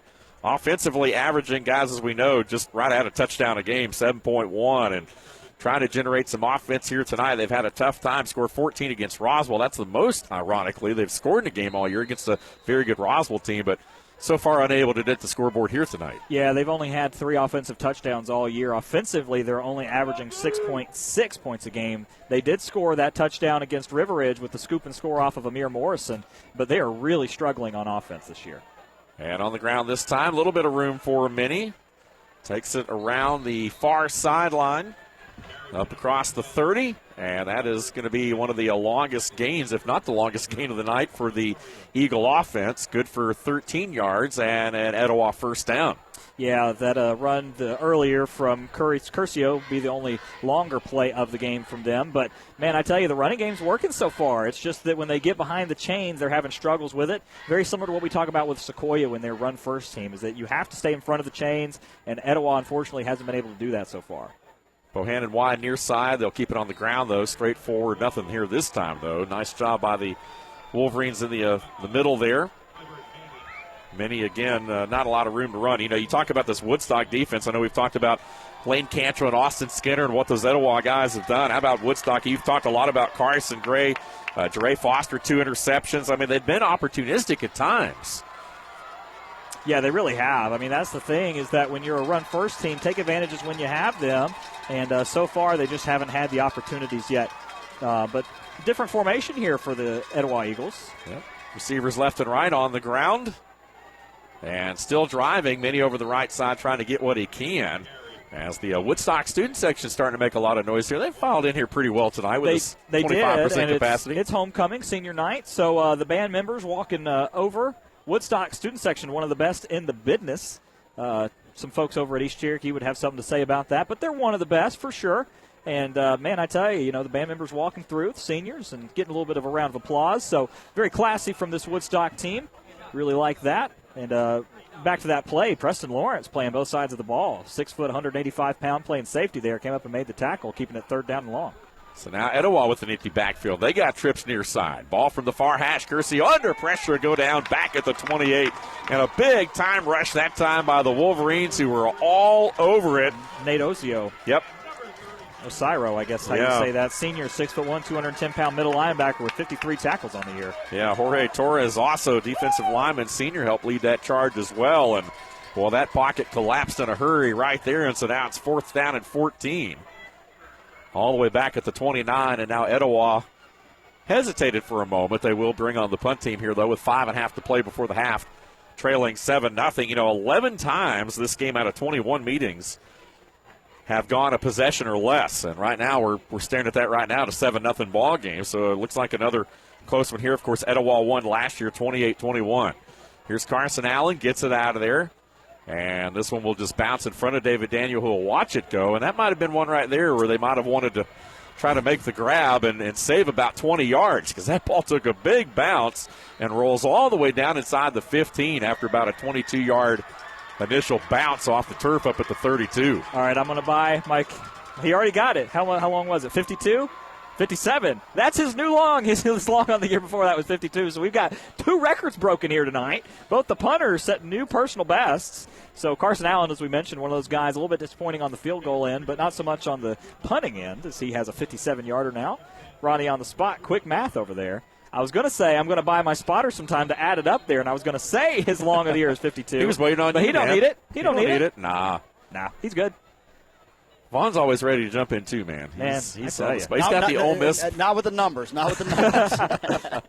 Going to swing this one out. Wes Bruno, he had a reception to the far side earlier. He's got one near side this time. And we'll take up across the 25. And no flag. There may have been a hold. They may have gotten away with one there. The signal up here in the booth, our guys were motioning there, but no call. That'll be a 1st down for the Wolverines, and once again a nicely executed play call. David Daniel had Sebastian Moss wrapped up pretty well out there on the corner. So again, the Wolverines up by 7 with 4:48 to work with here before the half. And here is Sebastian Moss on the ground, and there's a flag that comes flying in there as Moss turns the corner, far side, goes out of bounds up at the 45, but it does look like this one will be coming back. Yeah, on that left side, like we mentioned, they're like running off to the left-hand side. They've done a good job so far. As we mentioned, they run the ball vertically. They're not going to try and spread it out very wide. They don't run off tackle that much. But they do use a lot of screen plays to spread the team out horizontally. So I'd be surprised at some point if you see maybe a play action, throw it over the top, home run type of ball here soon. It just seems like something Arabati will want to do at some point here, and with a 10-yard penalty from the 1st down marker, so it'll be 19-yard lines where it'll be spotted. Wouldn't be surprised to see it happen at some point on this drive. 3 overtime games between these two over the years. Woodstock's last win, of course, came in 2017. It was a 38-35 decision. As we talked about, the two teams did not play in 2000 or 2001, but they've played every other year since the start of this meeting. And after the penalty, be 1st down and 19, so the Wolverines will be backed up to their own 20-yard line with their work cut out for them. And this time they'll keep it on the ground straight ahead this time. And maybe about 7-8 yards, still a couple yards shy of the original line to gain. Good 1st down play there, exactly what you wanted. David Daniel checks back into the game. And that time they ran Sebastian Moss. They like to really move Moss around. They line him up in the slot. They'll put him in the backfield. They'll hand it to him. They'll do a little bit of everything with him. And that time he had one just straight up the gut that time. Picked up 7-8 yards. So manageable 2nd and 12 here Meanwhile, the clock rolling now as we hit the 4-minute mark in the half, and Woodstock still has a ways to go. They have 2 timeouts. Etowah still has all 3. Moss in motion this time, and now Como looking, steps up in the pocket, has nowhere to go, fires over towards the sidelines, get a man wide open. That's Lawrence. Midfield, 45-40, near sideline, 30 inside the 20, and out of bounds at the 19-yard line. They'll actually mark him out back at the 20, but there is a flag back around the 31-yard line. And they threw that flag really, really early into the play. I wouldn't even be surprised if this is maybe like an illegal formation or something like that, because they threw it extremely early into the play. Somebody may not have gotten set, but this is coming back, and it's been coming back since the whole thing started. But we'll just have to see how they sort it out. Well, very unfortunate there too, because it happened away from the play. Right. The flag is over at the over on the far sideline in front of the Etowah bench, and the play came near side. An eligible receiver downfield. Yep. And let's while they sort this out, let's check back in with Vaughn. What you got? After we had a Zarita miss over at River Ridge earlier, he comes back and makes up for that. 14-9 after the Zarita make. We've also got Alpharetta knocking at the door inside the 5-yard line, and Brody Rhodes to Andrew Cloy again. There's where that explosiveness was. They were missing. 21-0 Creekview over Chattahoochee. All right. We do have an official who is injured. I believe he fell and busted his nose because they're holding something up to his face here. Wow. It's actually in 2018. This is the same place that we were in 2018, where a guy by the name of Vontae Hampton happened to run over an official here as we were once again working the sideline in this game, and that official had to come out with a concussion. Yep, I remember that. Well, it may be a little more of the same here. I mean, it's like deja vu. It is a little weird. It is a little weird. It's like the great Yogi Berra once proclaimed, deja vu all over again. And that might be what we have here tonight. But, back to your point, Vaughn, real quick. Again, they're still sorting all this out here. But, maybe Andrew Cloy is that difference maker now for Creekview to be able to get that offense open up a little bit as much as they've struggled, but certainly not struggling tonight. Well, I mean, before he went out, he only had 2 catches, but he was averaging 21 yards a catch. Right. So, and that was what they were missing, was that downfield threat that they couldn't score from the distance. Right, and, yep. So to have him back at this point in the season with that defense they already have, that's a huge step in the right direction. It really is. And the thing about Andrew is that knowing kind of the Creekview sideline and how they react to him, he's really kind of a leader of that receiver group. And, him and Dawson Curry, obviously both seniors, but Andrew really kind of sets the formation for those guys and sets the tone. So I think having him back is a big boost to those guys. Anybody that's ever played football, when you have a player that you feel like is good and you don't have them, you feel like a piece of you is missing. And when you get that back, you kind of forget that feeling of like, well, now it doesn't have to be me. I don't have to carry that whole weight, and everybody kind of rises to the occasion in that case. So I wouldn't be surprised if we see Creekview's offense kind of take another step, which, listen, that makes them extremely dangerous. I mean, when you look at, the crossover regions and all that, I get it. But I'm telling you, if Creekview can be able to put up just 21 points a game with their defense, they have a really good shot to go a long way. And that's the same thing I would say about River Ridge, right, is that River Ridge is a little bit more of a balanced team. They have a more explosive offense. But I think the long term is that River Ridge, that defense will have to solidify as time goes along. Creekview is the opposite. You know what that defense is going to do. You just need to be, that offense just needs to prove that they can continue to do it consistently. But if they're a team that can put up about 21 points a game, that's their golden number. Yeah, and they put up 17. If you look back at the 2018 quarterfinal team, they were an offensive power too. They were defensive and offensive, scoring about 33 points a game. But you're right. I mean, I think they've been a little careful early because they don't want to do anything offensively to put to lose it, right, because they're so good on defense. But yeah, if they start putting up points, that's a dangerous playoff team, and they keep rolling looking for that second seed. Dangerous stuff. So here we go. Looks like the official's back, perhaps. Yes, so is the side official over there. Yep. So after the penalty, so it's going to be second down and about 17 here. 3:40 to play before the half.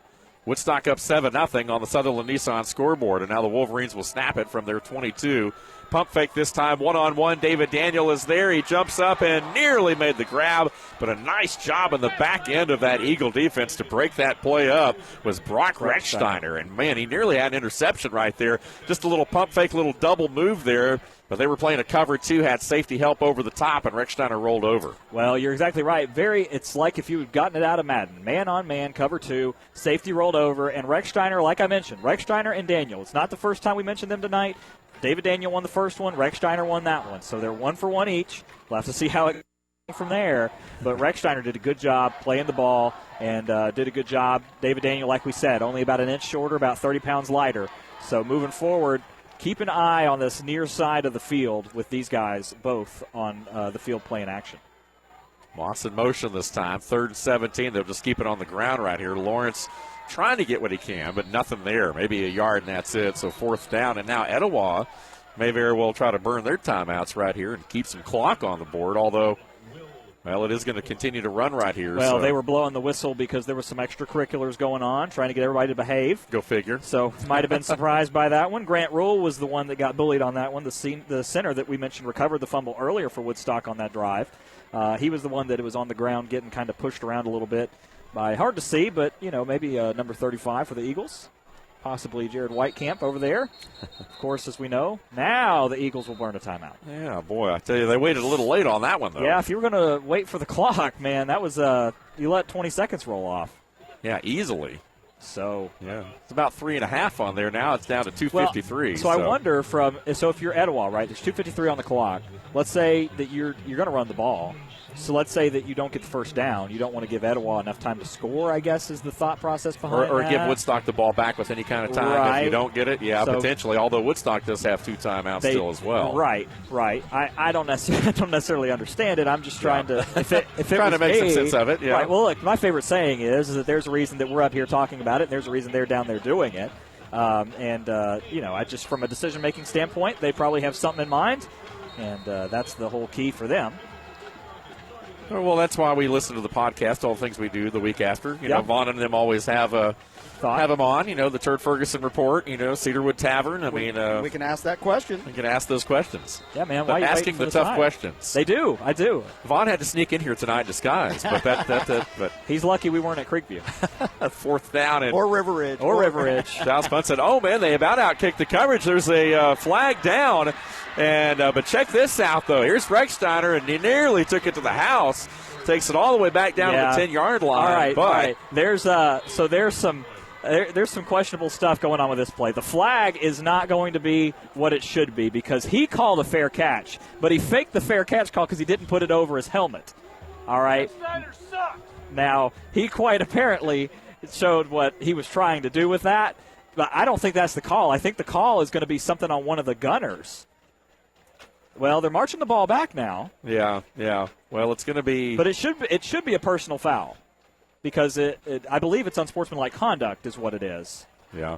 So let's see what they decided. But it's a spot of the foul penalty, so it's definitely not that. But the sideline is incredibly correct. He definitely faked the fair catch. Well, yeah, they're calling it's a holding call is what it is on Etowah. But you're right. Well, I think what happened was off the foot of Giles, that ball ended up being a little bit shorter and nearly underkicked the coverage. Most of the Wolverine coverage team was already past the ball. So when Rechsteiner came up and fielded that ball, he had a lot of turf in front of him. Well, they ran past him because he blatantly put his hand up. Now, one thing I will say in his defense, he didn't put it over his helmet, which is what they teach you, is you have to throw it over your helmet. He kept it right in front of his face and did the little wave there. But if it was not what he meant to do, it was really sneaky. Let me say that. He got away with one there.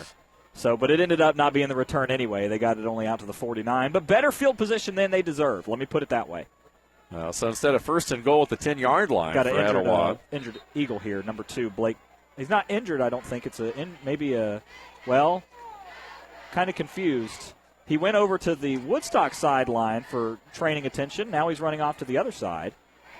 Yeah, I think they had to look at him. He's having to come off the field now. They may have spotted some blood or something. Maybe, you're right. So instead of having the ball at the 10-yard line, they've got it at the Woodstock side of the midfield stripe at the 49, and this time Curcio going to throw one out. A receiver splits a couple of defenders right there, cuts back in. Rechsteiner. And that's Rechsteiner who picks up 12 yards and an Etowah 1st down. But they're in business now. It's short field, though. 2.5 minutes here, and they've got plenty of time, and they've got the timeouts to boot. So the first completion of the game for the Eagles as well. And like we mentioned, Rechsteiner leading the team in receptions by far, also in yardage. So If you've got an athlete, get it to him. And Rechsteiner's 6'3", 210. He's not an easy guy to line up with. And he's on the other side. Now he'll motion over to the other side where David Daniel will be playing safety on this side. Watch him go and help with coverage on him. Twins to the near side. Minnie in the backfield. Roll out. Curcio to his left.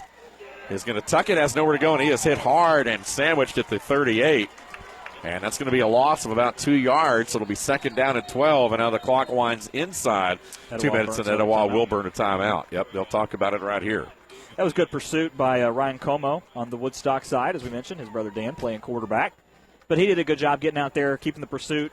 Once again, one of the things when you read David Daniels' recruiting profiles, they say he has a great play intelligence. He's able to read a play very well. And one of the things is he didn't bite on the Rechsteiner deep ball. He let him run right past him and came up because he saw that Curcio was rolling out of the pocket, didn't think he could throw the ball deep enough. And he was right. Curcio didn't even see him out there in the spot where he was open with the one-on-one coverage and was forced to keep the ball himself. He's looking for a check down route with Cliver, but wasn't able to get it out there to him. Rechsteiner last week, 3 grabs, 43 yards in the first half. So they have started to kind of slowly pick things up a little bit. Had a late touchdown pass in the fourth quarter of that loss against Cherokee last week, but it came from Dawson Heck to Carson there to account for the 6 points. But this Etowah team very much in this ball game here tonight, trailing just 7-0 with 1:52 to play here in this first half. Again, Woodstock 7, Etowah 0 on the Sutherland Nissan scoreboard. Coming up at halftime, the Foundation Financial halftime show. Our very own Will Cooper and Vaughn Brown will have that one for you as we recap the first half, look at some stats, numbers, and highlights, and, of course, update you around the other games going on here in the area tonight. Here's Curcio after the timeout, 2nd down. Oh, that one is caught up against the far sideline. It looked like it was about to be knocked away. The coverage was there, but somehow or another that ball slipped through the hands of the Wolverines there, and it was complete up against the sideline over in front of the Etowah bench. It was complete to Dawson Heck, and what a throw on the run to his weak side. Just winged it in there. What a pitch and catch for a first down. Move those chains. Etowah on a roll. Ball at the 17-yard line. Like what I'm seeing from Curcio right now. He's put a couple of balls, nice ones in the air here on this series. And this time rolling right, gets rid of this one. And that one well covered and out of bounds over the far side flat.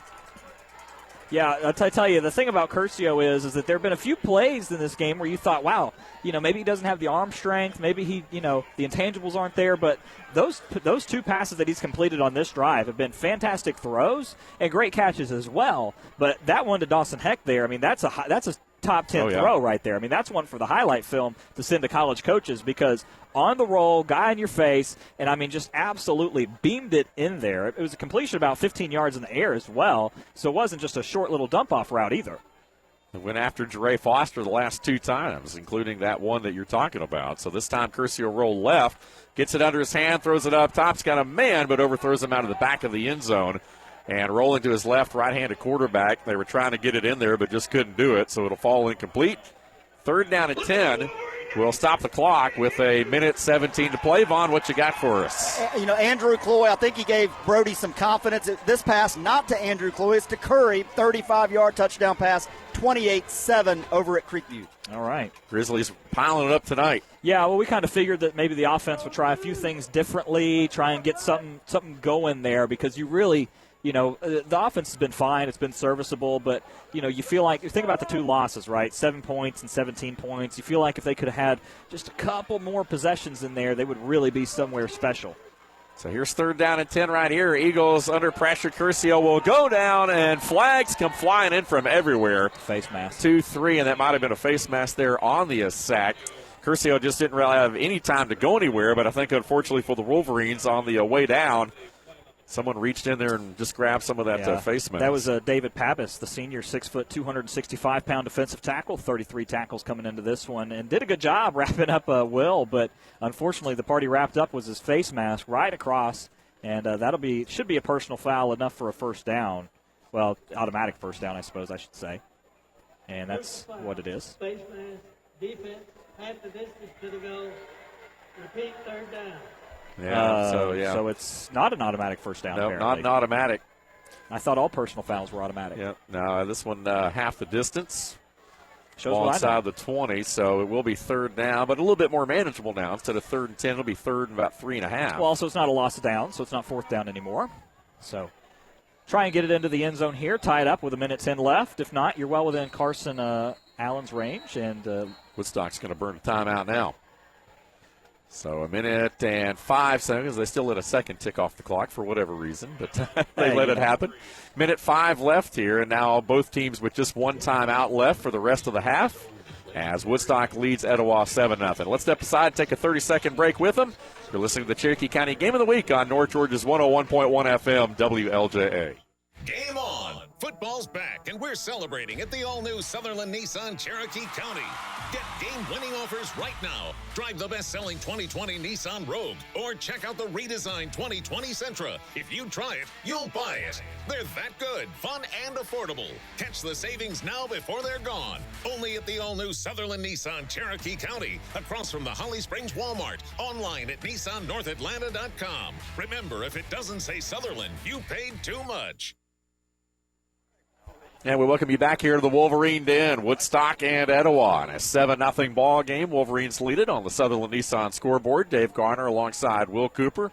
Von Brown here at the stadium along with Ronnie Cooper as well. The rest of our crew, Asa Jones back on master control. And 1:05 to play here in this first half. Etowah trying to perhaps tie the ball game. 3rd down and 3 from the Woodstock 10. And this time Clivert Minnie 5 and will try to get it across the end zone. He does so. Late signal, but they're going to say Clivert Minnie punches it in from 11 yards out. And the Etowah Eagles, points have been hard to come by this year, but they're a PAT away from tying it here right before the end of this first half. A huge, huge run for Clivert there. Absolutely just powered it in, lowered the shoulder, and put it in for 6. Lit up the board. And like you said, been a very tough game for Etowah, very tough year for Etowah offensively, and doing a good job breaking finally open with this one and set up by 2 really good passes by Curcio. Encouraging stuff. So Carson Allen, left foot, puts it up, and it is right through there. So with just 54 seconds left here in the half, it is now tied up at 7 apiece on the Sutherland Nissan scoreboard, and we'll keep things right here for you. We were talking about, of course, that Creekview offense here tonight, and they're seemingly having that breakout game. And, sometimes you just got to build on something. And maybe for Etowah, punching one in here in what has been a tough first half, but you're right here in a tie ball game against your rival just down the street here. And so, again, both these teams got to feel pretty good about putting points on the board in the first half, but especially Etowah with the way the struggles have been. Yeah, 100%. I think that's the big thing moving forward for them is that you have to be able to find a way to score just enough. And you're finally in a game with maybe some competition that you feel like you can compete with. Not saying that you feel like you're outgunned by other teams, but it's just a different league when you're facing guys like Milton and Roswell, and you're a first-team, first-year head coach. You got a sophomore quarterback. Maybe this Woodstock game is kind of that game where you get a little bit of, not a get-right game, obviously. This is going to be, it's very competitive so far, very physical so far, but you're kind of getting some confidence in rolling into this one. Clivert Minnie with his 5th rushing touchdown of the year. And it comes with 54 seconds left here before the half. And it's a 7-7 ball game. Etowah and Woodstock, the 21st all-time meeting in the Battle of Town Lake. And Allen puts his foot into it. This one will once again carry Daniel into the end zone. And he'll just let it bounce 2 yards deep and out of the back. And the Wolverines will have it from the 20-yard line here. Again, coming up, the Foundation Financial Halftime Show. We will recap the first half of this one and get you caught up on all the other league games going on tonight around the area and in the county. And again, Pickens with a big ball game tomorrow night, playing a Saturday edition against Ridgeland. As those guys go at it, a couple of games tomorrow, Fannin as well, and so excited about that. A full weekend of football, and of course the big Georgia-Florida affair as well. Notre Dame, Clemson. Yep. A lot of big games this weekend. Hey, that last drive, 6 plays, 49 yards, 2 of it on the ground, 9 yards, 2 of 4 passing, but 28 yards and 2 first downs with a 12-yard penalty against Woodstock. Just under 2 minutes time of possession to make that a touchdown to tie things up. Here's the Wolverine offense. Como quickly to the other side, finds a man there. That's Moss, who gets it and promptly gets out of bounds. And that's going to be the question here, guys. How aggressive is Woodstock? One timeout, 48 seconds. You got the playmakers they do. Let's see if they take a shot down the field here, try to set something up. I think they will. I mean, air buddy offense, right? And, the thing about if you turn it over to Etowah hasn't proven all season that they can score in a quick amount of time, and they only have 1 timeout left. So I would take some shots and try and see what you can do. Empty backfield. They swing it out. And once again, this is complete for a first down over on the far sideline to Sebastian Moss. who once again promptly steps out of bounds to stop the clock at 43 seconds. And Woodstock with a fresh set of downs working from their 32. Yeah, the thing that surprised me is that they haven't spread the offense vertically yet. It's been entirely horizontally in the passing game. Another quick swing out here. Moss this time makes a man miss back in the middle of the field. Does not get out of bounds, though, this time. And the clock will continue to run. 35-34 and counting right here. They're going to try to get the ball spotted quickly. And we'll have to see if Como puts this one in the ground or if they just throw one down the field. 25 seconds left. Again, the Wolverines just have the one timeout. Trying to swing a little tunnel screen in here, but not going anywhere. And the Eagle defense all over that one as Moss made the catch but hit the ground. And it does look like that both teams will be content just to let this one run out here on 3rd and long. Yeah, I agree. They're just kind of standing with their hands on their hips. And 3, 2, 1 time's going, and we're headed to the locker room. So there you go. The first 24 minutes are in the books here at the Wolverine Den. A cool, crisp, but beautiful Friday night of high school football, and we have reached halftime. 7-7 your score on the Sutherland Nissan scoreboard. We got a football game for you here tonight. We'll take a 2-minute break and come back with the Foundation Financial Halftime Show. The Golden Boy, Will Cooper. Vaughn Touchdown Brown will have it for you. Ronnie Cooper on the stats and numbers as well. And we will see you here in 2 minutes. 2-minute break and then back with the rest of the Cherokee County Game of the Week. You're listening to North Georgia's 101.1 FM, WLJA. At Foundation Financial Insurance and Wealth Management, we believe that your insurance protection and wealth management plan go hand in hand. We start by shopping your insurance with highly rated companies to find you the best combination of price and protection. With that plan in place, we can then work with you to develop a tailored financial plan. Whether you need to save money on insurance or you need a full financial plan, call us at 678-880-9571 or come by 670 East Main Street in Canton for a no-obligation consultation today. Securities and advisory services offered through Packer Land Brokerage Services Incorporated, an unaffiliated entity, member FNIRA and SIPC. When you are the official sponsor of the comeback, adding a few feet to a drive matters. First down. So does shaving 1/10 of a second off a lap. Top-rated surgery, physical therapy, and motion analysis by the sports medicine team at Children's Healthcare of Atlanta helps young athletes not only prevent injuries, but heal faster and return stronger, ready to win. Our more than 25 orthopedic and sports medicine locations are ready to assist your athlete's comeback. To learn more, visit choa.org/sportsmed. It's football time, and Brian Aaron at Woodstock Outlet has some great news for all the football fans. Hey, y'all, we glad to be a sponsor for these games and have a great time. Stay safe out there, and we just really do love being part of our community, and thankful we got the best customers a business could possibly have. And we built a new warehouse. We got it full for the pickup or delivery, so we're ready to go. Y'all come see us, and we sure do appreciate you. Game on! Football's back, and we're celebrating at the all-new Sutherland Nissan Cherokee County. Get game-winning offers right now. Drive the best-selling 2020 Nissan Rogue, or check out the redesigned 2020 Sentra. If you try it, you'll buy it. They're that good, fun, and affordable. Catch the savings now before they're gone. Only at the all-new Sutherland Nissan Cherokee County, across from the Holly Springs Walmart. Online at NissanNorthAtlanta.com. Remember, if it doesn't say Sutherland, you paid too much. Welcome into the Foundation Financial Halftime Show. I am your host, Will Cooper, joined alongside Vaughn Brown. We got a good one here at 7-7 at the half, the Battle of Town Lake. And it's been a battle so far. Lots of chippiness going into this one. We got some first-half numbers to talk about. Through the second quarter, Etowah, 28 plays, 108 total yards, 16 plays on the ground, 80 rushing yards. That's a 5-yard average, pretty good.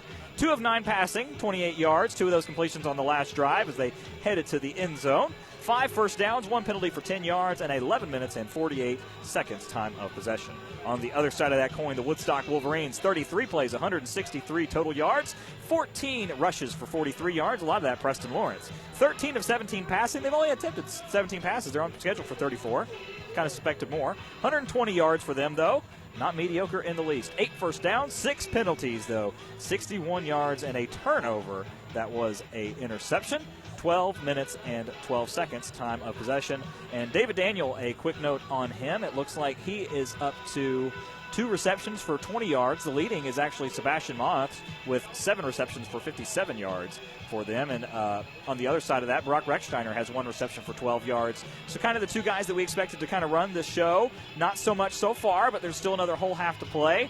But, Vaughn, what are your takeaways so far from this game? I mean, Etowah, pretty much what I expected. I mean, it's hard for that offense to drive the length of the field. Woodstock helps them out, gives them the ball on the Woodstock 49-yard line. They take advantage of that, score at the end of the half. But, they're just so one-dimensional, and it's hard at any classification in Georgia to have a one-dimensional offense, and they do, and it's very, very difficult in 7A in this region. But, there's some semblance of a passing game when they needed it there for that last score of the half.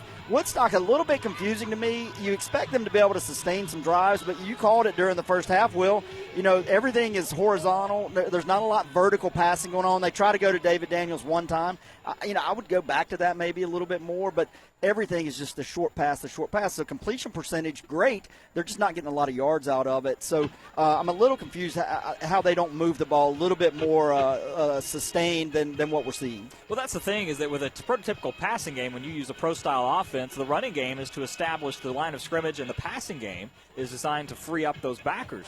But when you're using this pass as a horizontal attack instead of a vertical attack, you're not doing that. You're just bringing the linebackers up closer. Now, you may spread them out to the sides, but this is a team that doesn't run between the tackles very often. They're trying to run off tackle. So you're not attacking them over the top, and you're not forcing the cornerbacks to respect anything. They're going to automatically bite on that because they know they're going to have to get off some blocks. Now, all credit due to the Woodstock receivers. They're doing a good job blocking and allowing these guys to get down the field. Sometimes it's David Daniels, sometimes it's Sebastian Moss, sometimes it's Wes Bruno. But whoever's getting the ball right now isn't getting the kind of plays that you would expect out of a passing game. They're just going to the sideline.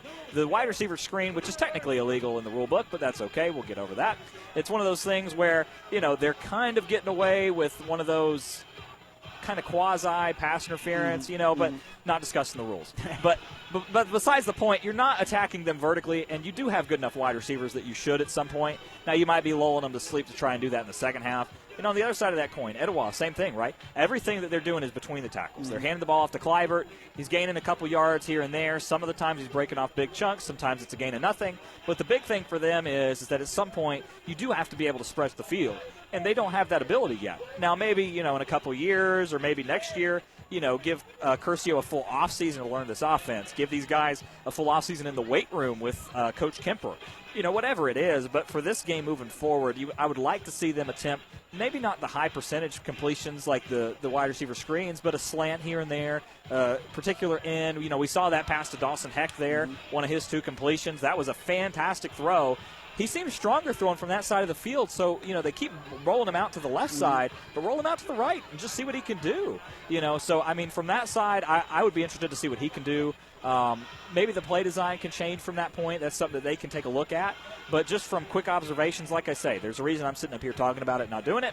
But from my observation, if you could get him to the strong side and allow him to have some high percentage throws, then maybe you'd be able to spread this team out a little bit more. Yeah, and then it opens it up for Clivert Minnie because he's a workhorse, man, and he can get you chunks of yardage. I think the second half to me is going to come down to who gets a short field. I don't see either of these teams really driving the length of the field efficiently. So who makes a mistake, who get a bad punt or a special teams play and gets a short field, that's where they're going to have an opportunity. But, it's going to be tough for either one of them to really drive the distance. Yeah, the other thing I will say is that, the first time that we've got to see Carson Gray has been absolutely worth the price of admission, and that's because we paid nothing. But I would have paid $7 to come see the kid because, all over the place. Had a pass deflection, just really impressed with that young man. We've seen him on, Patrick O'Shea's stats. Shout out to him for keeping the county updated and everything and compiling that big list. I know that's not easy for him, but he does a good job.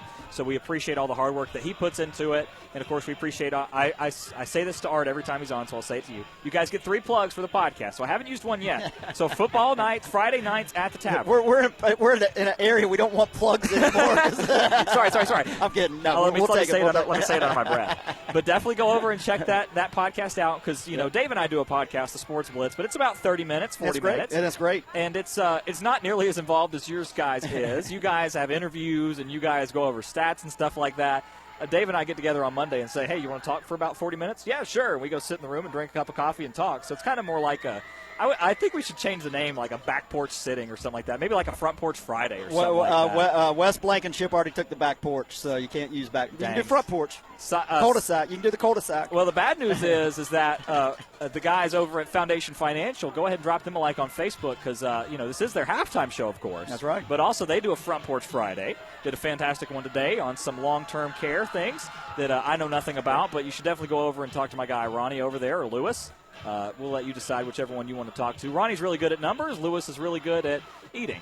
But we do appreciate both those guys and, of course, them being with us on the Foundation Financial halftime show as well. Hey, on your podcast 2 weeks ago, though, kudos to Dave Garner taking up for me. He did. We had some, but to Dave's point, we do this for fun and we do it to generate passion, and and if we can do that, good, bad. If you want to come after us, that's fine. We can handle it. Art can handle it. But Dave, very, very kind to take up for me 2 weeks ago on your podcast. Braver than I am. That's for sure. I mean, I wouldn't have taken up for you, but not many would. Well, Dave's a better guy than I am. I mean, that's undoubted. But no. In all seriousness, though, you guys do a great job. We appreciate that. And the thing is that between you guys and Art and Pat and our podcast, prep work 2 years ago was a lot harder than it is now because there's so much information that flows. And of course, we have our group chat now, which is a good mix between high school football and everybody making fun of everybody else. That's right. And it's a healthy mix for a group of guys, I feel like. And that healthy mix helps us keep track of stuff. If we have any questions, hey, does anybody know if blah, blah, blah is playing? Hey, actually, I do, because we have so many communications lines. Vaughn, you're fantastic with all the coaches. Obviously, you're really close with Shaw. You're really close with Buddy here. Shay's really close with Kemper. I'm particularly close with the guys, over at Creekview. Mm-hmm. We just have ties to a lot of different places, and it makes the job a lot easier. And, of course, Art with his ties to Sequoia as well. Yep. So you guys getting into basketball season over there as well. But hey, let's talk about some football. When we get back, we're going to take a 2-minute break, and we'll talk about the other area games. We'll give you some halftime scores, and we'll set you up for the second half. You're listening to the Foundation Financial Halftime Show on WLJA 101.1 FM. Are you paying too much for your car or home insurance? At Foundation Financial Insurance and Wealth Management, we represent dozens of highly rated insurance companies. We can help you develop the right protection plan for your family and then search to find you the best combination of price and protection. Call us today at 678-880-9571 or come by and see us at 670 East Main Street in Canton for a free, no obligation quote on your home, auto, business, or life insurance. Securities and advisory services offered through Packer Land Brokerage Services Incorporated, unaffiliated entity, member FINRA and SIPC. Not every road is worthy of a postcard, but don't tell that to the new Michelin Cross Climate 2 tires. Where you see 8 hours of road trip torment with stop-and-go traffic, the Michelin Cross Climate 2 with a 60,000-mile warranty sees a sun-filled family safe drive. The Michelin Cross Climate 2 tire is safer for longer than leading competitors. Discover more at Michelin.com. Turn to the experts and get a premium tire with premium service. Only at Canton Tire and Wheel in Canton. Based on resistance to gravel and severe wear testing, compared to Michelin LTX MS, the 70,000-mile warranty only applies to E-metric sizes. There's been so much talk about distracted driving, you're probably sick of hearing about it. Well, we'd rather you be sick of hearing about it than lose your life doing it. The caring staff with Soseby Funeral Home in Canton reminds you that we all have to go sometime, but don't rush it. Wait your turn and don't drive distracted. Keep your hands on the wheel, your eyes on the road, and make sure you stay alert and arrive alive. Drive safely and help us protect our teens. They're the only future we've got. Brought to you by Soseby Funeral Home, honoring life from 191 Jarvis Street in Canton. When you are the official sponsor of the comeback, adding a few feet to a drive matters. First down. So does shaving 1/10 of a second off a lap.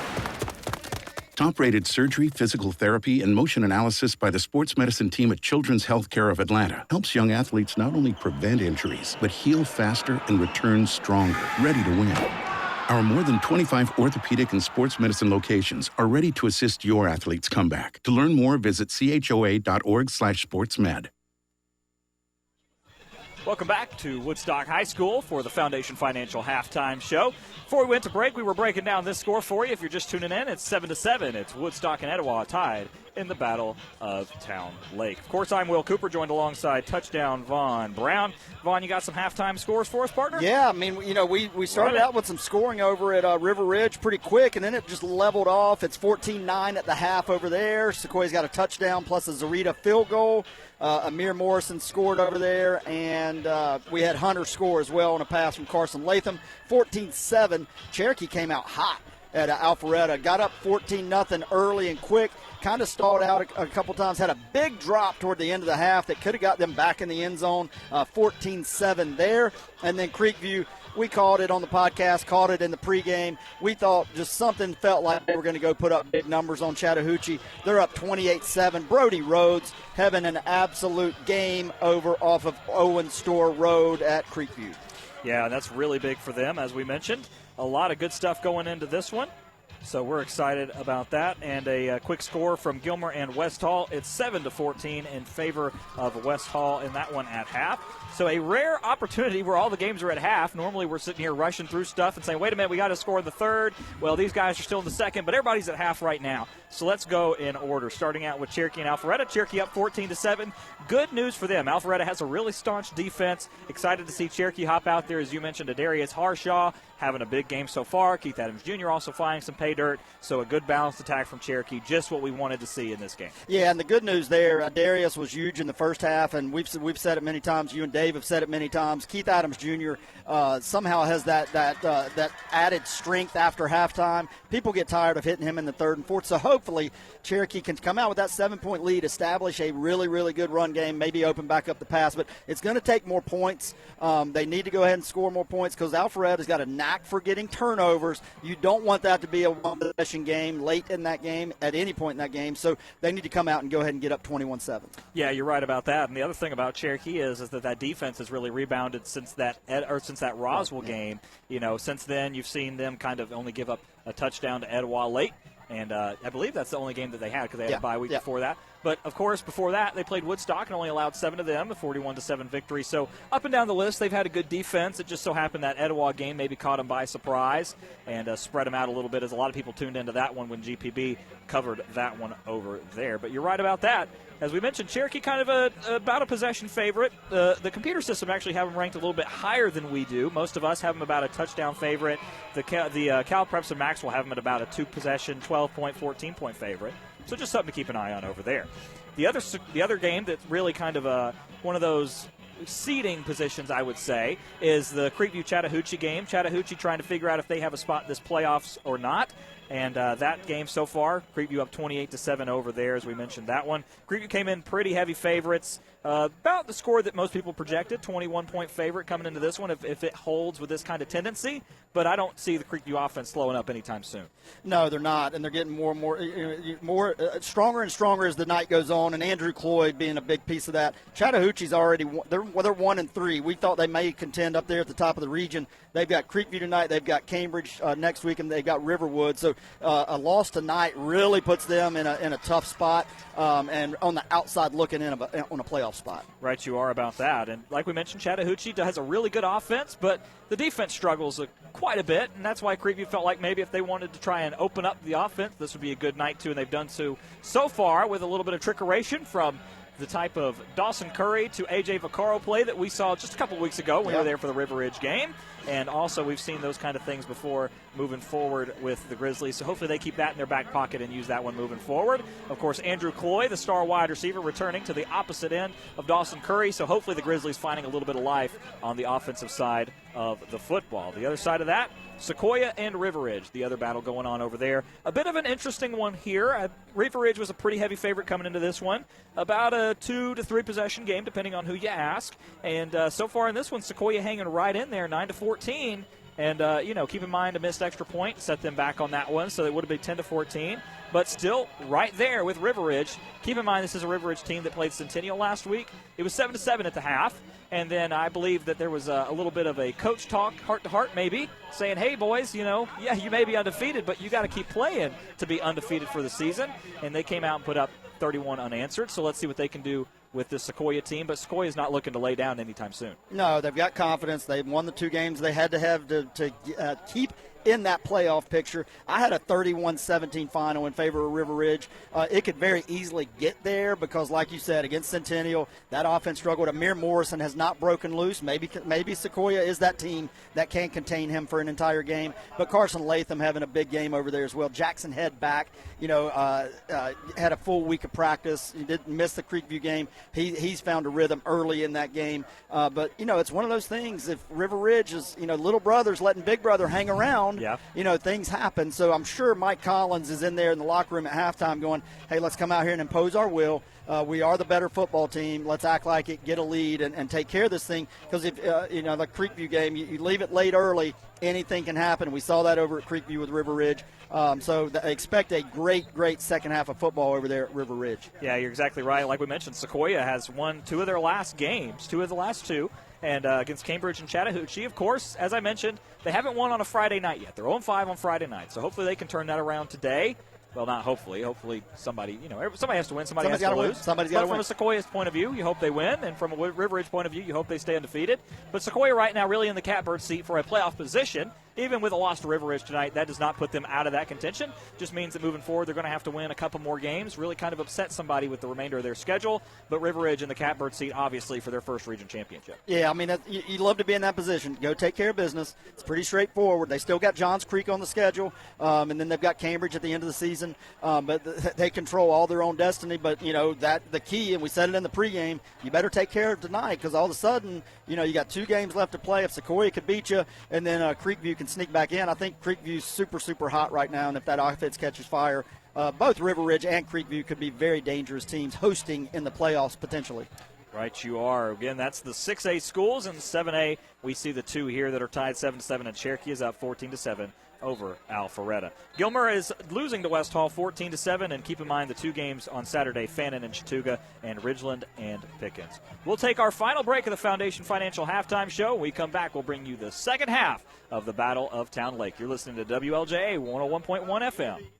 Are you paying too much for your car or home insurance? At Foundation Financial Insurance and Wealth Management, we represent dozens of highly rated insurance companies. We can help you develop the right protection plan for your family and then search to find you the best combination of price and protection. Call us today at 678-880-9571 or come by and see us at 670 East Main Street in Canton for a free, no obligation quote on your home, auto, business, or life insurance. Securities and advisory services offered through Packer Land Brokerage Services Incorporated, unaffiliated entity, member FINRA and SIPC. As an athlete, you put it all on the line each and every day. Training, skill, and dedication. It's with these same characteristics that Pinnacle Orthopedics puts it all on the line for you, ensuring that you continue to play the game you love. With 5 locations and 16 physicians and surgeons, Pinnacle Orthopedics is the team physician for Kennesaw State University, as well as for many other schools and teams. Using only the latest technologies, Pinnacle Orthopedics is dedicated to keeping you at the top of your game.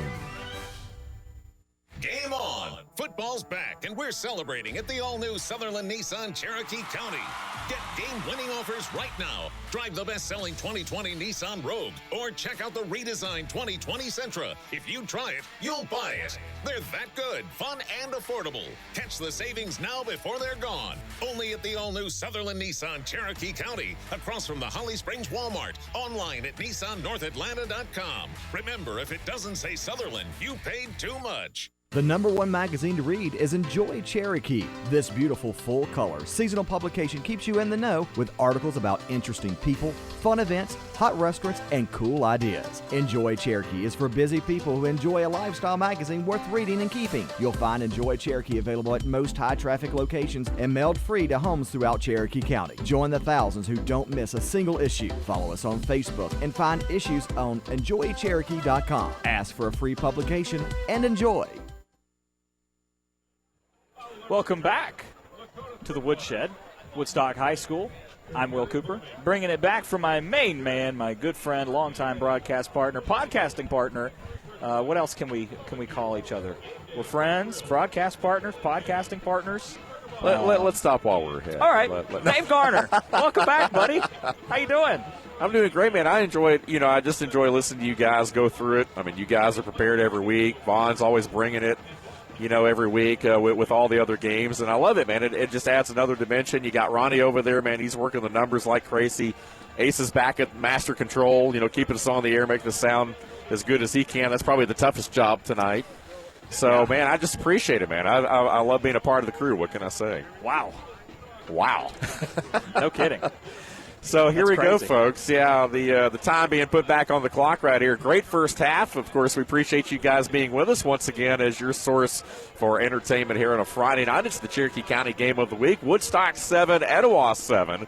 And, of course, Woodstock won the opening toss, had the first possession, so they will kick off to Etowah as the Eagles will have the opening possession here in the second half in this tie ball game. We appreciate all our sponsors being back, including Sutherland Nissan, our scoreboard sponsor here tonight. Of course, all the fine folks at Foundation Financial, Ronnie Cooper, and the gang here joining us for the halftime show as well. So here's the kick by Giles, and a short one that will come down around the 10-yard line. Bohannon with the return, and he will finally be wrestled down up around the 25-yard line, and that's where Etowah will start. So the last time the Eagles had the football, of course, Clivert Minnie was able to punch it in from 11 yards out to tie the ball game, and the Woodstock touchdown came with 11:57, the first play from scrimmage in the second quarter, off a 2-yard touchdown run by Preston Lawrence, who, of course, lined up at quarterback earlier this season, has since converted to running back. And then right at 11 minutes later, with 54 seconds left in the half, Clivert Minnie with the game-tying touchdown run. So 7-7 ball game, that's where we're at as the Eagles come back onto the field. And looking forward to hearing some more good analysis from Will Cooper here in the second half. Yep. That's why he's the best in the business, folks. Here we go, first down at 10. Again, Will Curcio back to work and swings it out here, and that's the quick hitter over to Rechsteiner who makes the grab there. A short passing game. You guys alluded to it, talking about it at halftime. Maybe you'd like to see both these teams go just a little bit more vertical in their passing attacks there, but 5 yards for Etowah out of the gate on first down. Yeah, and even that is much better than the screens that you see Woodstock throw on a consistent basis. It's a gain from where he caught the ball. That's the big thing, is that you don't have to have a lot of yards after the catch, which is what a screen is. It's all yak. Clivert Minnie right up the gut this time, but he is met head on by Ryan Como in the hole there. The senior linebacker came up and met him. Minnie was able to spin off of that, but the initial contact made the play. Still picked up 2 yards, third down and 3 upcoming right here. And a big third down for Etowah on their opening series of the second half. But I like the play call there. You established the pass with the first one, gained 5 yards, gained 3 on the ground, and set up 3rd and 3, 3rd and 2. And you're right in the position you want to be, where you can run the ball or you can throw a short pass. But, you do have to establish the passing game at some point. The running game is there and you know it, but watch for a quick slant here. And you talked about staying in front of the chains. Definitely key. Curcio rolling left this time under pressure. Oh, he's hit hard. Ball pops loose. Picked up at the 20-yard line, and the Wolverines will run it back. That's Ryan Como, who will do the honors. And just like that, Curcio, the right-handed quarterback, rolling left, had to set his feet, and as soon as he squared his shoulders, one of the Wolverines teed off on him. Preston Lawrence. Preston Lawrence came in there and knocked that ball loose, and Ryan Como with a 20-yard return takes it in. So how about that offense? Struggle tonight for either side to put up points. It's the Wolverine defense with the biggest play of the second half so far. Just a minute and a half into this third quarter. A 20-yard fumble return, and now Giles to add the PAT. That was a unbelievable hit by Preston Lawrence. Absolutely laid the lumber on Curcio. Never even saw him from his blind side as the kick is up and good to make it 14-7 on the Sutherland Nissan scoreboard. But absolutely just blindsided him, blew him to pieces. And Preston Lawrence, we've called his name on offense, we've called his name on defense. He had a good pass deflection, and man, he is all over the place. Player of the game so far for the Wolverines in this one. And Curcio came up a little bit shaken up. We'll have to see if he's the one that returns back out there. Remember, Braden Bohannon is the one that started at quarterback at the beginning of the season, the junior, but they've also shipped Dawson Heck out there a few times at quarterback. But we'll have to see what they can rustle up here, but a huge turnover for the Wolverines here early. Well, that's a big play in this ball game, momentum-wise as well, because you kind of felt like Etowah came out of the locker room feeling a little chippier. Yeah. You could see guys kind of bouncing around on the sideline a little bit, and a lot of energy over there, knowing that they had tied this ball game up right before the half. But now all of a sudden, the energy has shifted in the other direction. Wolverines have taken the momentum right back in this ball game with that big defensive play. So now Woodstock will do what they did just a minute and a half ago. They will kick this ball away as they did on the opening kickoff. And the Bohannons are back deep. Whistle right here. The officials are looking at things. I'm not sure what's going on right here, but Giles, again, will put his foot into it. Ball teed up right in the middle of the field at the 40-yard line. And Woodstock again kicking left to right. And here we go.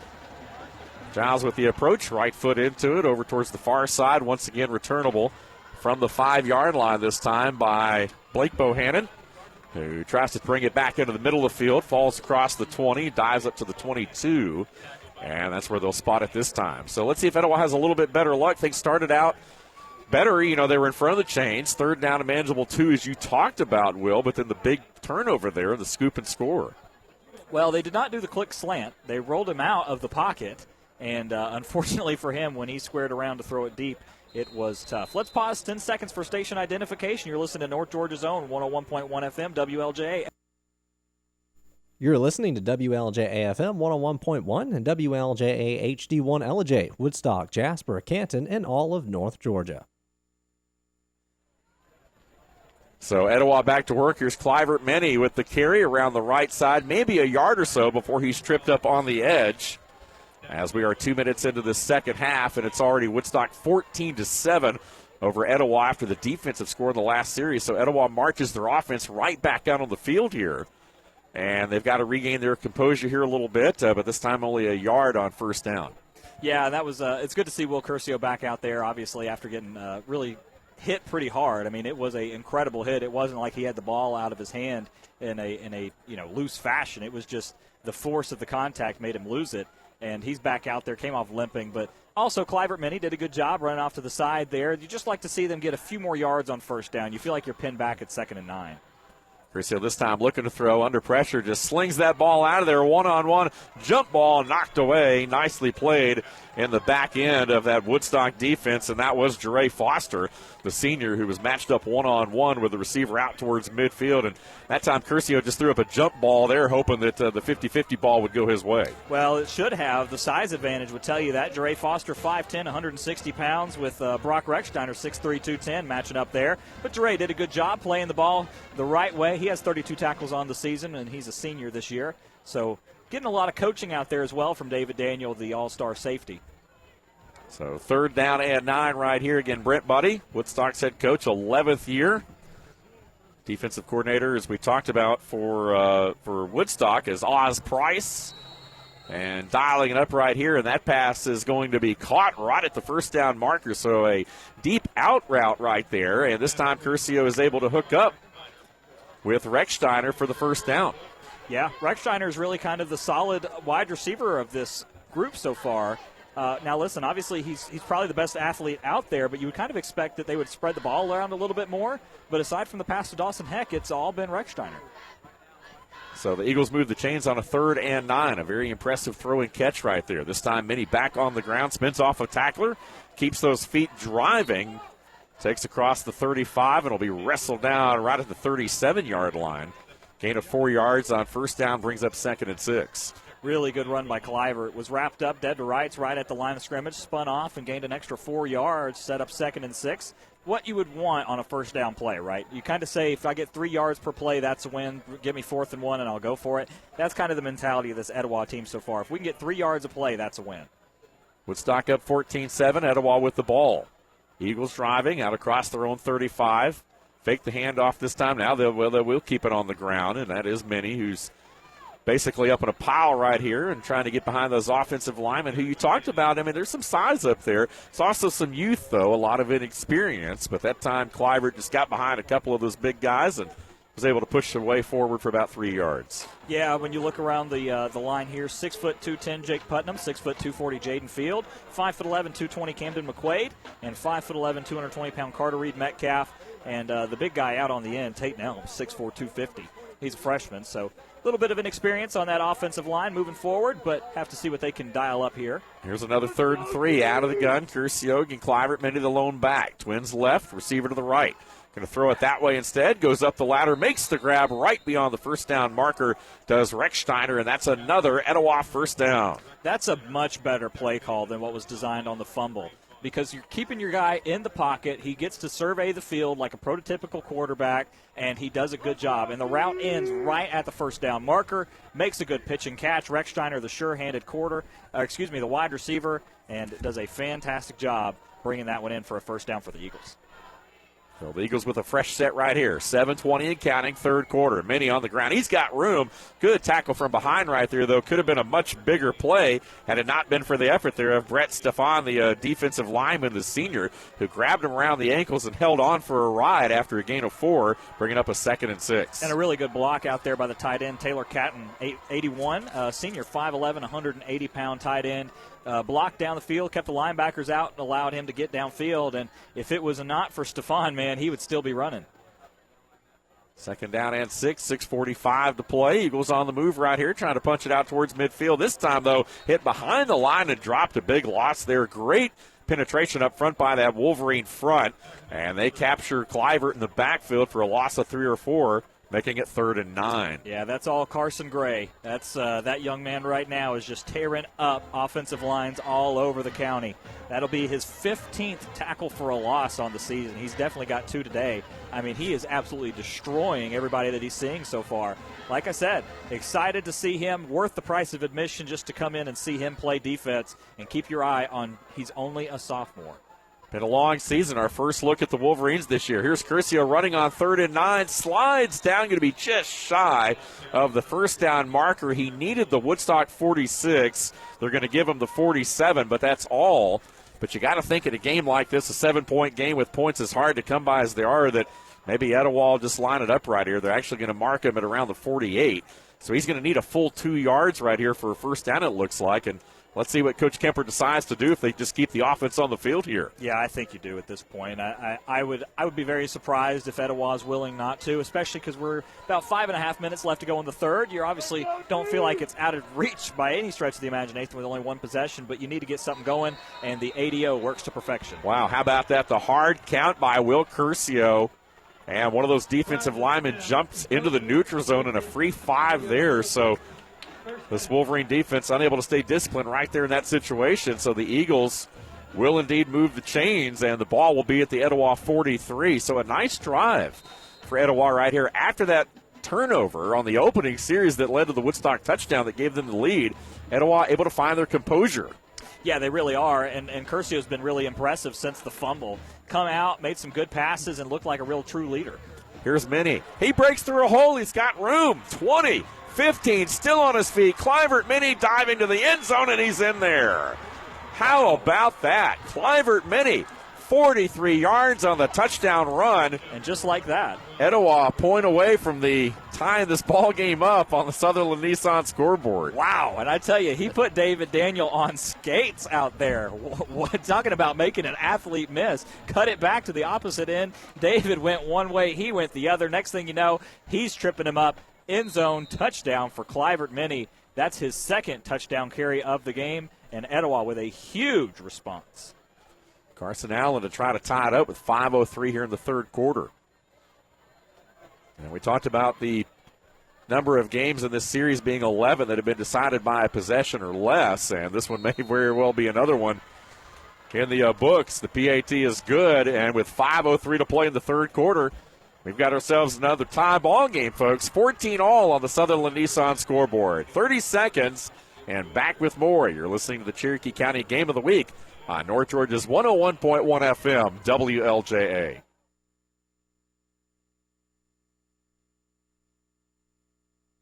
As an athlete, you put it all on the line each and every day. Training, skill, and dedication. It's with these same characteristics that Pinnacle Orthopedics puts it all on the line for you, ensuring that you continue to play the game you love. With 5 locations and 16 physicians and surgeons, Pinnacle Orthopedics is the team physician for Kennesaw State University, as well as for many other schools and teams. Using only the latest technologies, Pinnacle Orthopedics is dedicated to keeping you at the top of your game.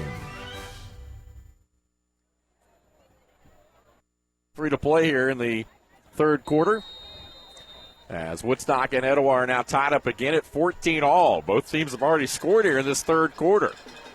Woodstock defensively. Etowah comes back after the scoop and score, and they drive right down the field. and punch it in on a 43-yard touchdown. And now Carson Allen kicks it off to Sebastian Moss, who takes it back into the middle, up across the 20, the 25, and brought down right at the 28. And what a drive for the Eagles. Yeah, that was really impressive from everybody, really. The offensive line doing a good job blocking. Clivert Minnie have a few good runs out there, and obviously the one he broke for the touchdown. And then, of course, Rex Steiner, the sure-handed catcher, has a good few receptions to keep the chains moving, and Will Kurt coming back out and responding after the turnover in a big way, a grown play by the sophomore. That last drive, 10 plays, 78 yards, 7 rushes for 59 yards, 2 of 3 passing, 14 pass yards, 3 first downs, a penalty, which was 5 yards, and that was the ADO, which kept the drive alive with 5 minutes and 26 seconds time of possession. And the Wolverines back at it. Quick pass right here, going to swing it out. That's Hudson Burns, the senior, who makes a short catch and gets upfield for about 3 yards, bringing up 2nd and 7. That ADO you talked about, really the big play on that drive. It was 4th and 2. Yep. And, Etowah presumably trying to draw Woodstock offside. May very well have called a timeout or taken a delay and then punted away, but they jump off as Woodstock gives Etowah the free 5, and then right after that, the drive culminates with a 43-yard touchdown run from Clivert Minnie. Yeah, you're exactly right. I mean, the thing about Etowah is that, like we mentioned, how would they fare against competition that's maybe a little bit more their speed? And so far on this one, they've answered and been able to show that they're a little bit more of a complete team than we've seen before, as Woodstock's going to get flagged on this one. Yeah, they were trying to bring David Daniel around, and maybe on Etowah right here. Let's check back in with Vaughn Brown. A touchdown Brown, man, is enjoying that halftime, mixing up with the fans, and now he's got another update for us. Touchdown, Amir Morrison. This time, the familiar 75-yard touchdown run. That put it up. That's 28 to 9. Yeah, they had already. Carson Latham had already thrown a touchdown pass to start the half. So there we go. River Ridge trying to roll now against Sequoia. Another rivalry playing out here tonight. Another inter-county game. Here's David Daniel spinning his way up across the 40, and good second and third effort right there. They kept the ball on the ground that time to Daniel. We've seen him as the receiver tonight a couple of different times. That time a straight rush, first down. Yeah, I mean, Woodstock maybe getting a little bit of the running game involved here. Out of the gun. Wolverines quickly back up to the line. They're going to hand it to Sebastian Moss on the ground this time. He brings it near side. Is drugged finally out of bounds over on the near sideline. Good job right there by Austin Skinner, who came up, made the play. But still to pick up 5-6 yards on first down. I think that's the key for both these offenses, the way they've struggled. Got to get yards on first down. That's the only way you have a good chance on third down. Right, and especially if you can establish the running game, is we're going to see a wide receiver screen to the bottom of this formation. And you're right on it, David Daniel. That one, though, incomplete. Boy, he started upfield with it before he had it in his hands, and that'll be 3rd down and 4, but you knew it was coming. Well, I've watched enough tape, but also, the thing is that when you bunch a bunch of guys up there, they're not even trying to confuse you. They're just trying to get it to David Daniel. There's no trickeration. There's no really design to the play. It's just going to be a wide receiver screen. So, I mean, if I'm Etowah, cheat the safety over, man. Make him throw it to somebody else right now, but they won't go to it on this one as he doesn't have any help. Receivers left and right. One back. And that's Moss. This time, though, will roll Como to his left. Fires in the flat. That one knocked away. Good play over there on the far side, and I believe that was Frank Mosley, number 20, who got a hand in there and broke that ball up. If he doesn't, it's a first down for the Wolverines, but as is, 4th down and 4 from the Etowah 49, and we got another score update. Over at Creekview, Tyler Stevens may have taken some offense to me saying he didn't have breakaway speed. 74 yards himself. There we go. Amir Morrison, 35-14 Grizzlies. Wow. So breakout game offensively, I think we can say for Creekview tonight. He'll have 14 points, huh? When your offense is going crazy, your defense is going to sometimes loosen up. Oh, boy. So 4th down right here at the showing punt. And Giles will indeed put his foot into it. Line drive kick, and the Eagles will let it bounce. Takes a little bit of a Wolverine roll inside the 10, inside the 5, and going to be touchdown at about the 3-yard line. So a good roll there. I tell you, the MVPs tonight may very well be these kickers. 41 yards? 54. 46. 46. Never mind, I had it backwards. You and I can't read hand signals very well. We got to work on that part, too. But. Well, I tell you what would be easier is that if our spotter would talk, he actually made his radio debut last That's week. what I understand, and I didn't get to hear it, man. Well, the thing is that he now no longer has an excuse. Yeah. So we're going to turn up his mic here in a minute. He'll just go ahead and tell us. Had to have it. Alpharetta had come back and tied it up over at Alpharetta, 14-14. As we said at the half, Keith Adams Jr. gets stronger as it goes on. 25-yard touchdown run by KAJ, 21-14 Cherokee. Good. All right. That's big. Close ball game indeed. We knew Alpharetta wasn't going to be a pushover, that's for sure. Well, Etowah had a good drive in the last one, but they've got a long way to go this time as they start inside their own 5. They'll start on the ground with Minnie over the right side for a gain of a couple up to the 5-yard line. It'll bring up second down at about 8. Clock at 3:20. 14 all in this one on the Sutherland Nissan scoreboard. Woodstock 14, Etowah 14. Still a long way to go here. And we may very well be sniffing at another one-possession game between these two, as seems to be tradition. Yeah, I mean, closing down here in the final quarter. The one thing I will say is it is a little bit concerning. Etowah runs out of the shotgun exclusively, as a lot of teams do nowadays. But when you're pinned deep, you're giving up 2 or 3 free yards that you have to make back up. So we'll have to see. But they did a good job getting 2 yards and getting out of the end zone on the first play. Fire this one. Oh, it's intercepted. Intercepted to the far flat and into the end zone. Preston Lawrence. Lawrence just stepped right in front of Rechsteiner. Curcio came out of the gun with that one and fired it over the sideline, but that time the Wolverines cheated the corners up. And Lawrence was able to slip out there and slip right in front of that pass. And he picked it off right at about the 4-yard line, right at the line of scrimmage, and just took a couple of steps into the end zone. So how about that? The second defensive touchdown for Woodstock in the quarter. And now their defense is outscoring their offense here tonight, and pending the PAT, the Wolverines looking to lead it again by 7. Out of the hold of Lawrence, and Giles with the low liner, and it's right inside the left upright. So 21-14 now with 2:40 left here in this third quarter. And how about that, guys? Another defensive score by this Wolverine team. Well, not only that, but Preston Lawrence has been involved with all of the scoring so far. I mean, on the ground, and then you saw him with the hit that forced the fumble earlier, and then now you see him with the interception returning it himself. My goodness. I mean, that young man is just all over the place so far in this game. Preston Lawrence, the junior, 6 foot, 185 pounds, only came into this game with 4 tackles defensively. Of course, he did spend a lot of time at the quarterback position, so take that with a grain of salt moving forward, but something interesting to look at. So an offensive touchdown for tonight by Lawrence, and now a defensive touchdown off of a pick 6. Didn't have far to go. Again, having to work out of their own end, and the Eagles showed a lot of composure. That first touchdown that they allowed defensively off the fumble came back the next drive, marched the length of the field to score. But you got to wonder now, how deflating is this last defensive score by Woodstock now for Etowah? Well, they responded with the last one with a touchdown. Let's see if they can do it again. So here's the kickoff. Blake Bohannon from his own 10-yard line brings it back into the middle. 20-yard line, stood up, falls forward across the 25. And they'll start this drive from their own 26 with 2.5 to play here in the third period. But, I tell you what, a couple of big plays by this Wolverine defense, really the difference in this ball game right now. Yeah, and there was a little bit more after the whistle, pushing and shoving, and we have an injured Wolverine. Yeah, at the tail end of that play right there, up on his own power, but that one's I fear that one's pretty serious, actually. I think Carson Gray. That's yeah. Carson, you're right. It's Carson Gray, but it's it looks like collarbone up under the shoulder maybe the left. pad. Yeah, he's holding that a little bit there. He's walking off on his own power, but I think he's trying to.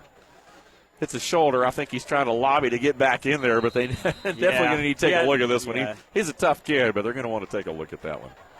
He hadn't moved that other arm yet, but we'll keep you updated on that one. He is a huge part of this defense. Probably say, Coach, I got another one. Yeah. I'm ready to go back in, So here we go, first down and 10. Let's see how Etowah responds after allowing yet another defensive score by the Wolverines. Curcio out of the pocket, rolling right, fires that ball, broken up nicely Dre Foster was able to get a hand in there. I tell you, Curcio's got an arm, though. I mean, we've seen him make a couple of really nice throws here tonight. But it's when he rolls out to that side. On the design bootlegs, they roll him out to the near side of the field, closest to us on the Woodstock sideline. They do not design the play for him to roll out that way. It's only when he gets pressure that he rolls out to that side. Well, you're just limiting your – once you go that way, and he does need to roll out. He's got good feet, but he just doesn't have a lot of receivers running open either. Everything's in a tight window. Even the pass there at the end of the half, it was a very tight window. And Dre Foster, credit to him so far for really locking up Rechsteiner here in the second half. He's had the duty since then, and he's done a good job. So 2nd and 10 after the incompletion. Woodstock brings a blitz this time. Curcio gets it out of there. Flag comes flying in. Rechsteiner complete. 30. Trying to make a man miss. Does so. Picks up a yard or two after the catch. But let's check that penalty marker. Yep. Thrown by the I think you're right. The umpire there. You're right. Usually in that area, that's what it is. And I think that's what it will be. You look out in the distance and you see, some of the different things around Town Lake Parkway in this area. Both, of course, these schools share the same stretch of road, same restaurants, all those things. As Larry Prather says, same Waffle House, same everything. That's the mark of a true rivalry in Cherokee County. Now we see it with, Creekview and Sequoia. Well, these two even closer together. Yeah, Creekview and Sequoia, they do fortunately have their own Waffle House. And Creekview, with the one that's being built in Ball Ground now, they actually have 2 Waffle Houses to choose from. So a little bit unfair for the Grizzlies compared to the rest of the schools. They've got a Waffle House advantage. They do, which, whatever that means for you. But they do have more waffles than anybody else. So here's 2nd down at 23 after that holding penalty, and this time Curcio going to fake the handoff. He had a big run in the first half doing that, and he'll pick up all that penalty yardage back. A gain of about 13 yards on the play, back to the original line of scrimmage, maybe plus a yard. So we'll call it a base 2nd down and around 9 right here, I guess, upcoming. Yeah. Or 3rd down. They don't run Curcio often, but when it is a designed run for them, it's a lot of running room. Now, the only reason that's the case is because they're doing such a good job of selling the run, and by doing that, they hand the ball off 9 times out of 10. But, listen, when you need a big chunk of yardage, it's nice to know that you have it. So that gets them to at least a manageable situation. We've seen them convert a couple of 3rd and long plays here tonight. They've got another one right here out of their own end. Getting ball at the 27. Curcio out of the shotgun. Looking under pressure, steps up in the pocket. This time it'll go down back at the 20. Big pressure this time by the Wolverines off the edge. Brett Stefan again. Yep. Stefan with a sack for the Wolverines. 4th down upcoming as the clock winds inside a minute here of this 3rd quarter, and Woodstock leading 21-14 over Etowah. And the Eagles will indeed bring the punt team on right here.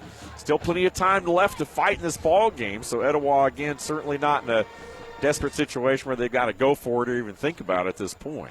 No, you got a whole nother quarter to play. No reason to give up on your game plan so far, especially when you had the penalty that backed you up so far. You set up 3rd and manageable, didn't work. Punt the ball. Your defense played well, only allowed 1 offensive touchdown, and that punt's blocked. Boy. Well, he may have gotten that ball out of there. I'm not sure, but it does look like the Wolverines did get a hand on that. And so no penalty marker there for Ruff, the punter. It looked like he did get a hand on it. I think that was number 51, Drew Hawkins, who may have got that one in there. That was a new season low for Carson Allen, a 2-yard punt. Well, I think he saw the pressure coming, tried to get that ball out of there, and, got a hand on that one. Hey, you know who tipped that ball? Preston Lawrence. Was it Preston Lawrence? Go figure. In case you were just wondering. He's been all over the field here tonight. So how about that? So a partially blocked punt. This ball goes out of bounds at the Etowah 25. So the Wolverines, with an extremely short field now, have a chance to go up 2 possessions right here. They'll keep it on the ground. Sebastian Moss works his way near side. Good cut inside the 20, inside the 15. And he's finally brought down around the 11. And that'll be a pickup of about 12 yards and a 1st down. Set up, and let's see, we got I believe it was a injury. There's a player official's down. Timeout, yep. I can't see the number. Moss is down. Sebastian Moss, okay. Yep, ball carrier there got up a little gimpy, so they are attending to him. He's up on his feet. That's good. Don't see an update on Carson Gray anywhere. He's not under the tent, so that's good news. But I was going to say right before that, too, right before Wolverines got a hand on that punt there. I was going to say, you got David Daniel and Moss back there, and you kind of had a feeling with those guys with their heels right around midfield that they were setting up for a big return in some field position, but they got even better than that. Yeah, exactly. So a very short field right here as they start from the Etowah 25. Eagle defense already down 7 right here with their backs against the wall. Woodstock up 21-14 with 19 seconds left here in the third quarter, trying to make it a 2-possession game. We said at the half, make either team. And now Etowah did have an entire field drive earlier in the half, but, make them drive the entire field, and Etowah has just had no success, obviously, doing that with 2 defensive touchdowns. Etowah is going to have to try and limit them to a field goal here to keep this one. Don't want to say within reach because they have the ability to score, but based on the season so far, you would like to see them hold them to a field goal here. Preston Lawrence, the lone back, stands to the left of Como, who stands about 4 yards deep out of the shotgun. Twins to the far side of the field with the ball in the near hash. And they're just going to let the clock run down here in the third quarter, and they won't snap it. So they'll wait, have a first down and 10. When we come back at the end of 3, it's Woodstock 21, Etowah 14 on the Sutherland Nissan scoreboard. 30 seconds, and then back with the start of the fourth and final quarter. You're listening to the Cherokee County Game of the Week on North Georgia's 101.1 FM, WLJA. When you read Enjoy Cherokee magazine, you'll find features about interesting people, pleasing places, and exciting events. Find out more about shopping in Canton, dining in Woodstock, living in Holly Springs, exploring in Ball Ground. There's always some new and refreshing ideas between the pages of Enjoy Cherokee. Enjoy Cherokee is available in most high-traffic locations and mailed free to thousands of homes throughout Cherokee County. For your free subscription, check us out on Facebook and find past issues on EnjoyCherokee.com. Enjoy Cherokee, Cherokee County's favorite magazine. Well, fourth and final quarter, about ready to get underway here at the Wolverine Den. We appreciate you guys being with us. Of course, next week we'll be right back here as the same Woodstock Wolverine team takes on Milton. And it'll be interesting to see. Obviously, Milton, we know how good they are. So the Wolverines trying to get a win here tonight, which would certainly make that matchup a little more compelling next week in the grand scheme of the playoff picture. Our very own Von Brown may have something to say about that one as well. So here we go, start of the fourth quarter. Preston Lawrence is taken down in the backfield. First and 10 from the 11. And again, that one going nowhere. Again, Woodstock 21-14 over Etowah, the 21st meeting all time, the Battle of Town Lake. And the Wolverines trying to go up 2 scores for the first time here tonight. And you got to think that if they are able to punch it in here, then the uphill battle for Etowah, that gap gets even bigger with the way they've struggled here tonight. But remember, 14 of Woodstock's 21 points have come defensively here tonight. They have. Michael Bird Scott was the one that blew that play up in the backfield. First time we've called his name tonight, the big old defensive tackle, 6 foot, 225-pound senior. But, yeah, you're exactly right. I mean, this Etowah defense so far has done their job, done well. Just have to see what they can do. See what Dan Devine dials up here defensively for Etowah. They want to try to push this Wolverine team back. And this time Woodstock will keep it on the ground, picks up a couple there. David Daniel does over the left side. And wrestle down after a gain of 2 or 3 just inside the 10-yard line. So a big third down play upcoming right here with 10:58 to play in this one. Kind of an interesting point here in the game where Etowah doing a good job so far. 3rd and 8, right where you want to keep them. And hopefully you can keep them to a field goal here. Of course, it will make it a 2-possession game, but you feel a lot better about your chances to get a field goal and a touchdown in that amount of time than you do 2 touchdowns when you've had some troubles, not only tonight, but also for the entire season. Well, and you got to wonder how this will change the complexion a little bit, maybe of Etowah's play calling on the next drive. We'll talk about that here in a moment. Let's see what happens. Going to go back corner of the end zone. Going to overshoot his man. That was Wes Bruno, who's been relatively quiet tonight, the grand scheme of things, considering, of course, the fact that he came in as one of the leading receivers in the county, 40 receptions, 411 yards, 3 touchdowns. They like to get the ball to him. He's had a couple of grabs here tonight, but only really a pedestrian night as far as Wes Bruno goes. And that time they just threw it out of the back corner incomplete.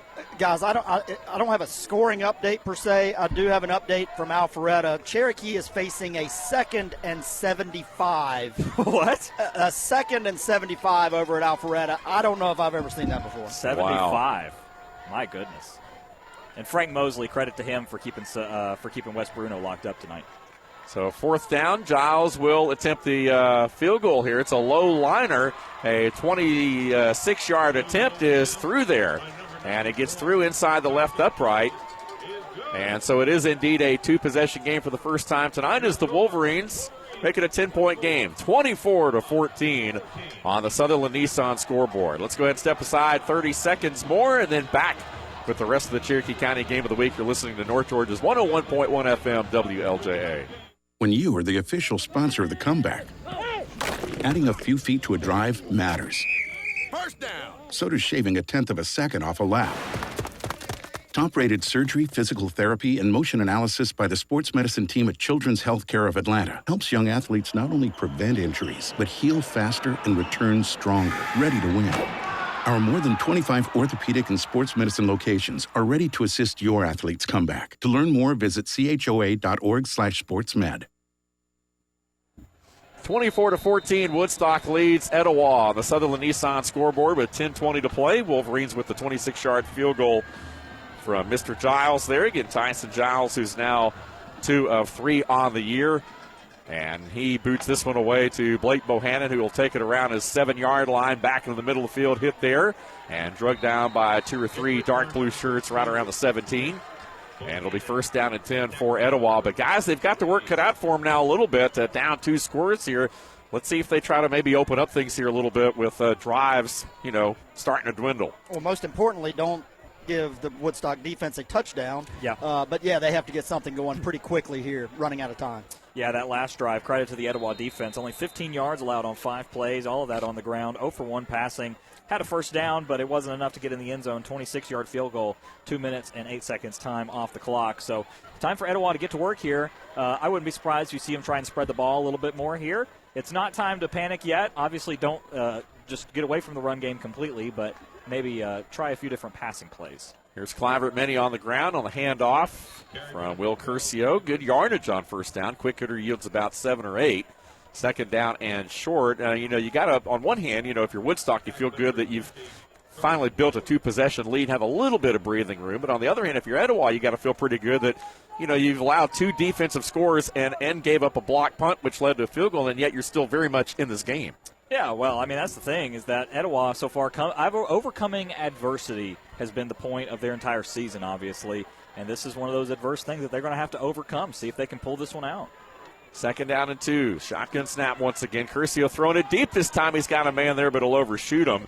And the Wolverine defender there and drug him down, but the ball, Hudson Burns got a hold of him there and drug him down. But I think fortunately for him, the ball had already passed and hit the ground. Otherwise, that would have been a pass interference. Yeah, that was one, as a coach, you just say, especially for a defensive back, if you see that, just let it go, man. Even if, don't leave it up to the referee to even give him a chance to throw the flag. But, it was questionable for sure. It was definitely overthrown and most likely uncatchable, but that's, once again, referee's discretion. Third down and 2. Clivert Minnie on the ground. He won't get there, though. Slung down in the backfield by Stephon. Wow, Brett Stephon came shooting through there, the first to make contact. And I was going to say right before that play, if you don't get it right here, what do you do with time winding down and down 2 possessions? But now, after a loss of 2, it's 4th and 4, and I'm not sure what they're going to have to do here. Well, Clivert's a little shaken up, and it looks like that Carson Allen's coming out on the field. So you do have all 3 timeouts, as we mentioned. Woodstock is not known for their ability to run the clock well. They are a passing team. And listen, you've only given up 10 points 10 points defensively so far, so you have to feel pretty good about that. You have outscored them from your offensive standpoint. So punt the ball and try and get it back at some point and hope Clivert Minnie's okay moving forward. Etowah with a late substitution. They get a guy on the field. Carson Allen back inside his own 10-yard line. Will put his foot into it. Gets this one high and deep. Sebastian Moss, no fair catch signal, bobbles this one. Will pick it back up at his own 25-yard line. Spins off of one guy, stays on his feet, dragging him with him out of bounds near side in front of the bench. And now there's a fight. Flags going on, and here we go. Wow, all of a sudden things are happening. Flags are flying everywhere, pushing and shoving. You got a lot of different colored jerseys mixing it up over here in front of the Woodstock bench. And people finally getting a handle on things here and dragging them off. And now they finally got them separated. Etowah retreats to their sideline. Woodstock back to theirs. The student body's loving it. Yep. The fans are getting fired up. Well, a little bit of emotion still in this ball game, regardless of the records. You knew that was going to happen at some point, man. I tell you, how do I put this? Both guys were at fault on that one. I mean, Frank Mosley did a really good job making contact with Sebastian Moss on the return, and when he got to the end of the sideline there, he wouldn't let go. So obviously Moss got frustrated, shoved him, and then Rex Steiner took a little exception to the shove and came over and shoved Sebastian, and then it's on the Woodstock sideline, and that's all she wrote. I mean, you're on the Woodstock sideline. Yeah, bad idea. There's a lot more backup on the Woodstock sideline for them than there would have on the other. So, yeah, there you go. So there will be a lot of flags here. Hopefully no ejections, obviously. But it's going to be a multitude of flags to figure out here. So I'm going to turn the field mic up and let our white hat guide you through this one as he goes over and has a meeting. They'll have a meeting with both coaches here, but go ahead and turn it up here. It's reminiscent of the time that Vaughn and Art stood on opposite sidelines and coached basketball against each other. True. You know, I mean, it's just the intensity of that moment kind of rivals this. Well, they were over there screaming at each other. I was sitting over on the sideline crying. You know, you're over there trying to eat hamburgers because that's all you ever do. That's right. Yeah, exactly. So, I mean, next thing I know, had no idea what was going on. Well, I'm not sure they know exactly what's going on in the field quite yet. There's still a lot of discussion going on with the officials here as to what's going on. They will go ahead and mark off the penalty yardage, and it's going the initial yardage is going against Woodstock. We have a personal foul, defense, personal foul, offense, nose offset, personal foul, defense, 15-yard penalty, first down. Okay, so no numbers. The long story short, 15-yard penalty against the Eagles. So, I mean, as a coaching staff, you kind of knew this one coming in. It's been this way for a long time. Now both teams are fired up. I mean, not a good thing that happened, but now there's some emotion back in this game that had kind of gone a little bland, and now both teams are definitely fired up. Yeah, so Woodstock coming out, clapping hands. So, from here on out, the goal is to keep the game as calm and as, I don't want to say friendly, but maybe as... Not a chance. Not a chance. Yeah, I mean... of any of that. No, you don't want to be friendly, but let's, play within the rules and the scope of the game. Again, not a chance. I do think it's interesting, though. We cover a lot of rivalries, and the Woodstock-Cherokee game is one of those underrated rivalries, but this game, for some reason, always is this way. It's fun. Here's first down at 10. Woodstock, after all said and done, they have the ball, 10-point lead. They'll keep it on the ground. Preston Lawrence, good hole up the middle. Punches it out to the 36. That's a gain of about 9 yards on first down. So 8 minutes left here in the ball game. Woodstock 24, Etowah 14. 10-point lead on the Sutherland Nissan scoreboard. And now if you're the Wolverines, you're really just looking for the knockout punch. You'd like to run a few minutes off the clock, maybe hit the home run ball and put this one to bed. Yeah, that's really what you're trying to do, especially with Etowah. I've said it before, said it a lot today. They have offensive struggles, and you know that. So, you kind of feel like 17 points if they could get that. 13 points isn't enough, but 17 points is probably the nail in the coffin here. But you do want to run as much clock as possible. Second down and a yard to gain. You got to wonder if they'll open it up here, maybe take a shot. And they will just keep it on the ground. Lawrence again, first down, picks up about 3-4 more yards to go along with that previous tote. And that'll reset the chains up at the 42-yard line. And again, that clock will continue to roll. As Will mentioned, both teams have all 3 timeouts still. Certainly not a time yet where Etowah, you want to start burning them yet, but you may have to. And Vaughn, what you got for us? Yeah, Will and I talked about it at the half. River Ridge is becoming that second half team all of a sudden. They're doing it again. They're up 35-9 on Sequoia. Andrew Bingham, 50 yards to the house. They're scoring in a lot of different ways, which we always talk about. That offense is super versatile. Yeah, I would like to see them before the playoffs get there come out with a little more fire in the first half. You don't want to live and die by that first half tie. Here's Sebastian Moss on the ground for the Wolverines, and he'll have 5, 6, 7 yards on a good cutback play to the far side. And we'll take it up right to about the, 49-yard line, just shy of midfield. Woodstock another yard, and they'll be in Etowah territory here as that clock continues to run down. And now the Wolverines, you'll notice, really running that play clock down as far as they can to take as much time off the clock and really leave no doubt and not give Etowah a chance, fighting chance here in this ball game. How excited do you think everybody was to see that huddle up with all the COVID stuff going on? How excited do you think all the fight there? They got a lot of administrators out there nervously looking on, but ooh, good open field tackle. This time there's a hold coming back as well, but number 12 out there did a fantastic job. Don't have a number. Let's see. Yeah, well, Clivert Minnie's 12. Yeah. Well, that's who made the tackle. Yeah, Minnie's out there making the tackle. That's Sebastian Moss that got the handoff, but was rudely thrown to the ground as soon as he took it from Como there. And boy, just a great job, penetration up there by Etowah to slow that play. But a flag did come flying in there as well. So let's check that marker. Fine, what you got? Cherokee got a big fourth down stop. Alpharetta went for the end zone on fourth down, batted down. 5 minutes left. Cherokee ball on their own 32. Either go score or run this clock out with Keith Adams Jr. So I'm assuming they didn't overcome the 2nd and 75. I'm guessing. They did not end up getting that first down. But what was the third down measurement? 3rd and 84. Okay, all right. Just in case you were worried about that. They're running out of yards on the field. They're running out of yard lines and paint.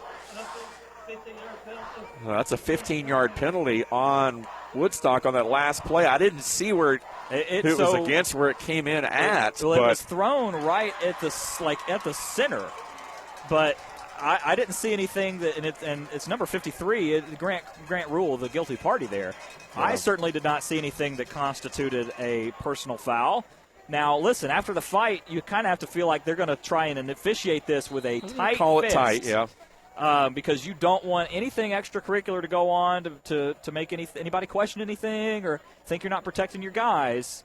So that's not the surprising part. So 2nd down and 20 after another personal foul goes against Woodstock. And they'll swing it out this time. That's Sebastian Moss near side, one-on-one shoved out of bounds as he locks horns Mosley there with Frank Mosley. And those two come away with no extracurriculars going on that time. Chop block. So that's what it was. Georgia Tech fans just had a bunch of PTSD flashbacks. So rule is if a lineman is engaged high with somebody, right, you are not allowed to engage the blocked person low. That's a safety another thing. Player, yep. So a personal foul to try and negate. Most of your safety plays are personal fouls, trying to up the penalty to hope to negate that a little bit more. So that's why that is a penalty.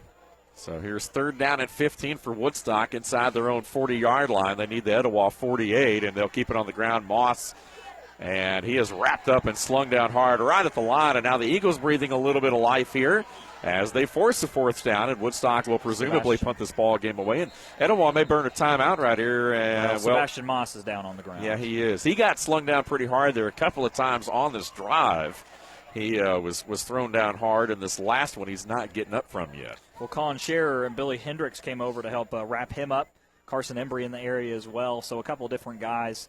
And that's a lot of weight to fall on a guy. Carson Embry, 190 pounds, and Billy Hendricks, 205. So had a lot of weight falling on him, and, of course, he was injured earlier down here on this side of the field. So we'll have to see what is going on here, but not looking really good. Yeah, not at all. Not at all. We'll have to check in here and see what's going on. I do want to say hi to all the folks here at Woodstock High School. Of course, Chris Bennett, athletic director, went to school with him, and I've known him a long time. And of course, he's come back over the last couple of years back to the area. And here is the AD. We appreciate all the folks here, the administration, and everyone here allowing us to come to Woodstock. We talked about it all year long, speaking of podcasts and all the things that we've done. This is our first look at Woodstock. I mean, we've seen all the other teams a couple of different times, but just because of the way the schedule was stacked, we didn't get to see the Wolverines till later in the year. We'll see them, of course, obviously tonight. We've seen them, and then we'll get them again next week with Milton coming to town, and then the flex game after that. So who knows? Woodstock, they hang on here tonight. They pull what would probably be considered an upset next week, and then they're flirting with the playoff spot. Who knows? We might see Woodstock a couple more times after tonight. But regardless, we're glad to finally get here and get an up close look at the talent these guys have. And it does look like Sebastian's up, but he's hobbling off. Yeah. That's the last time we'll see him for tonight, I believe. So it's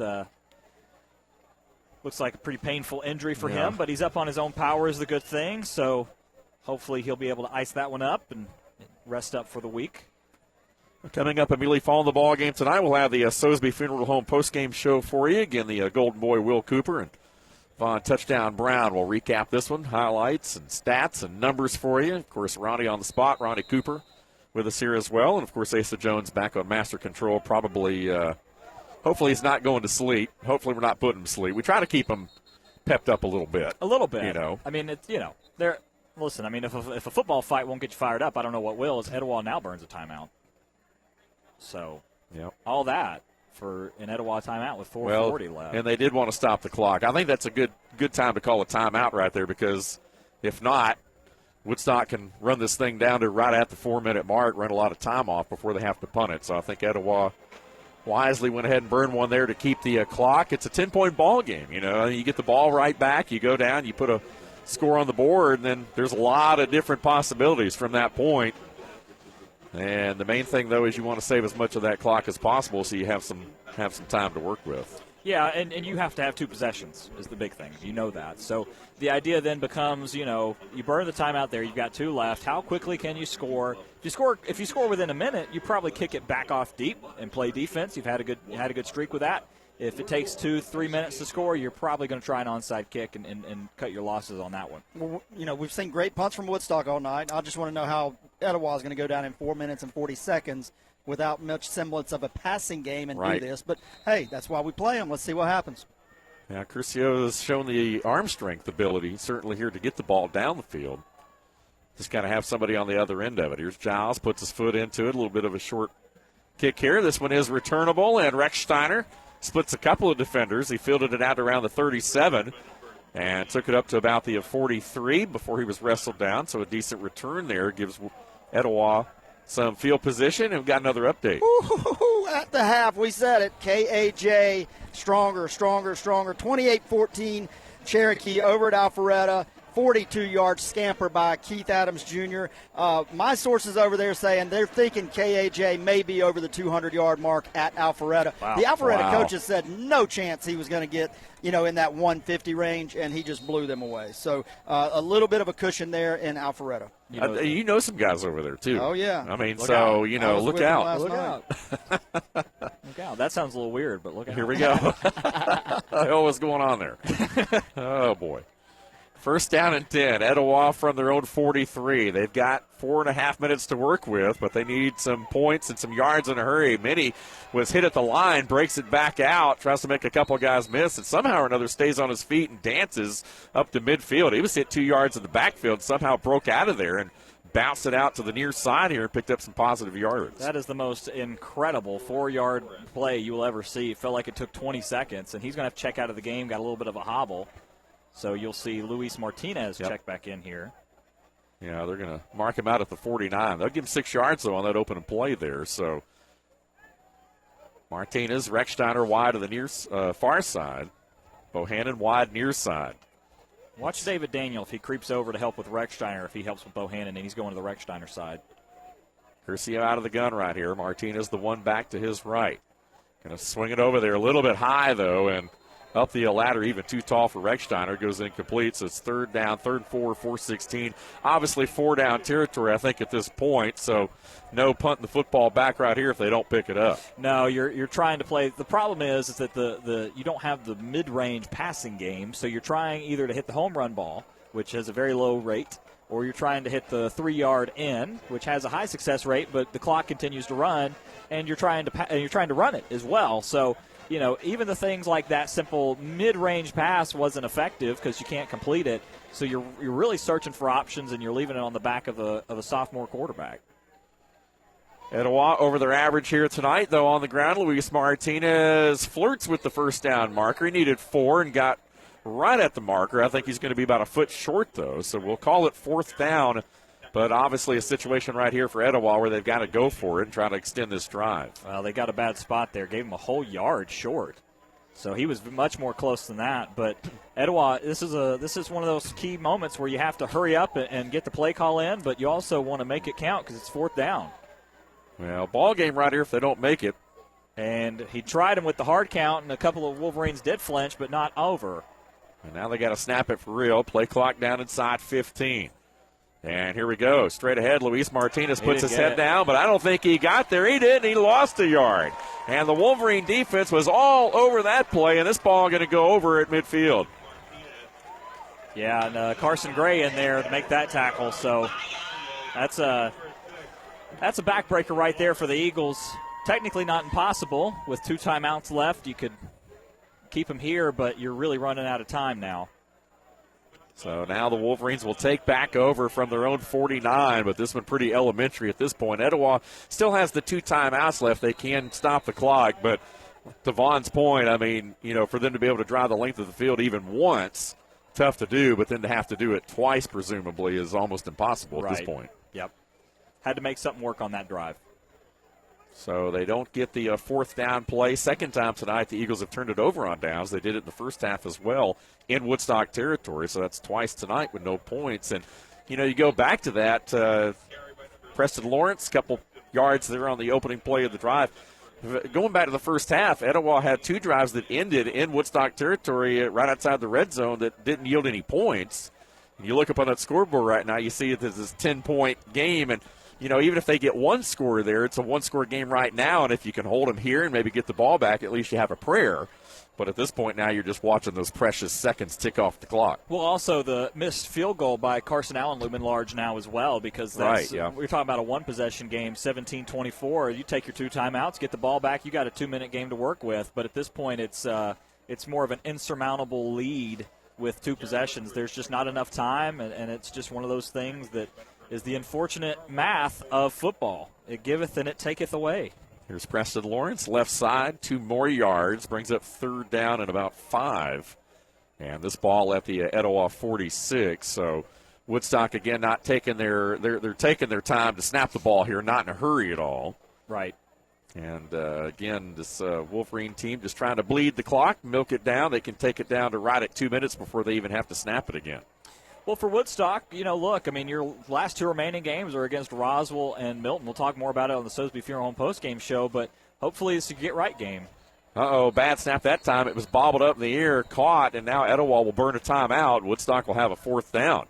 4th and about 10 right here. So the Eagles will get the football back. Remember, they got scored twice, down 10, 24-14 on the Sutherland Nissan scoreboard, but they will at least get it back, it looks like, for what could be one of those possessions. A lot of construction going on. We couldn't get up to the press box tonight from our typical way. It looks like they're building a new baseball, softball facility, maybe indoor facility perhaps up on the hill. We'll have to get some clarification there. There's a lot of construction. About that. My connections with Pickens Baseball, Adam Williams over there, he's good friends with the coach over here at Woodstock, and he sent him – Pickens has a brand-new facility. If you haven't been over there to see it, go pick up a baseball game. Turf field, yeah. And the indoor facility is amazing as well if you can get inside there. And, oh, my gosh, and, he was messaging the Woodstock coach saying, look, man, I got all this at Pickens. I don't know what you're doing at Woodstock. You guys are supposed to be the big 7A school. I'm up here in a 4A school, and we got all this nice stuff. But I tell you, Pickens spared no expense.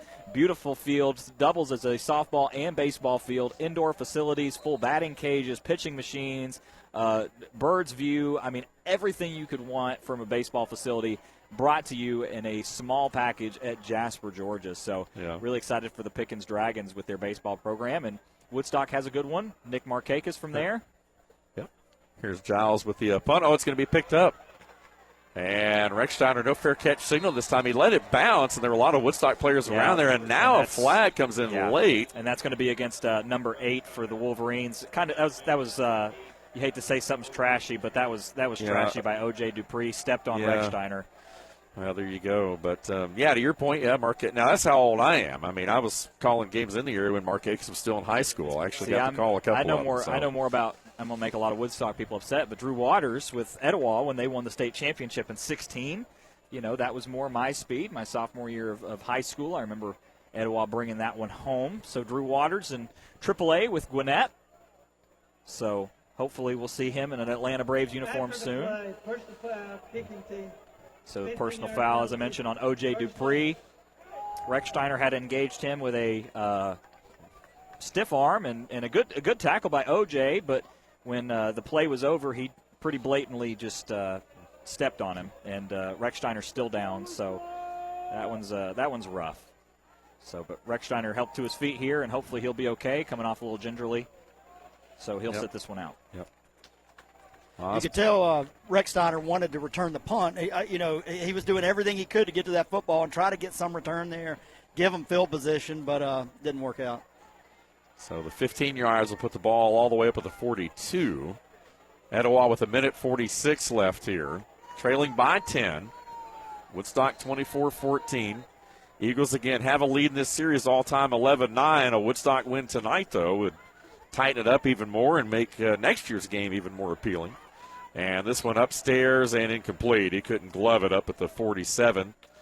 Could the intended target there look like Caden Moss? Yeah. Over here on the near sideline. Couldn't secure it, though, so second down and 10. Clock stops at 1:41. Caden should have caught that one.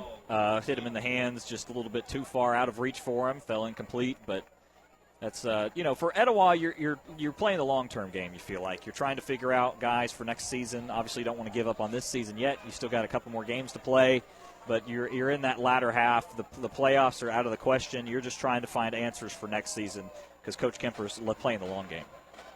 Curcio nowhere to go. Steps up, runs, but not a lot of room there either. Receivers covered up down the field there, and just a lot of pressure tonight from Woodstock's front.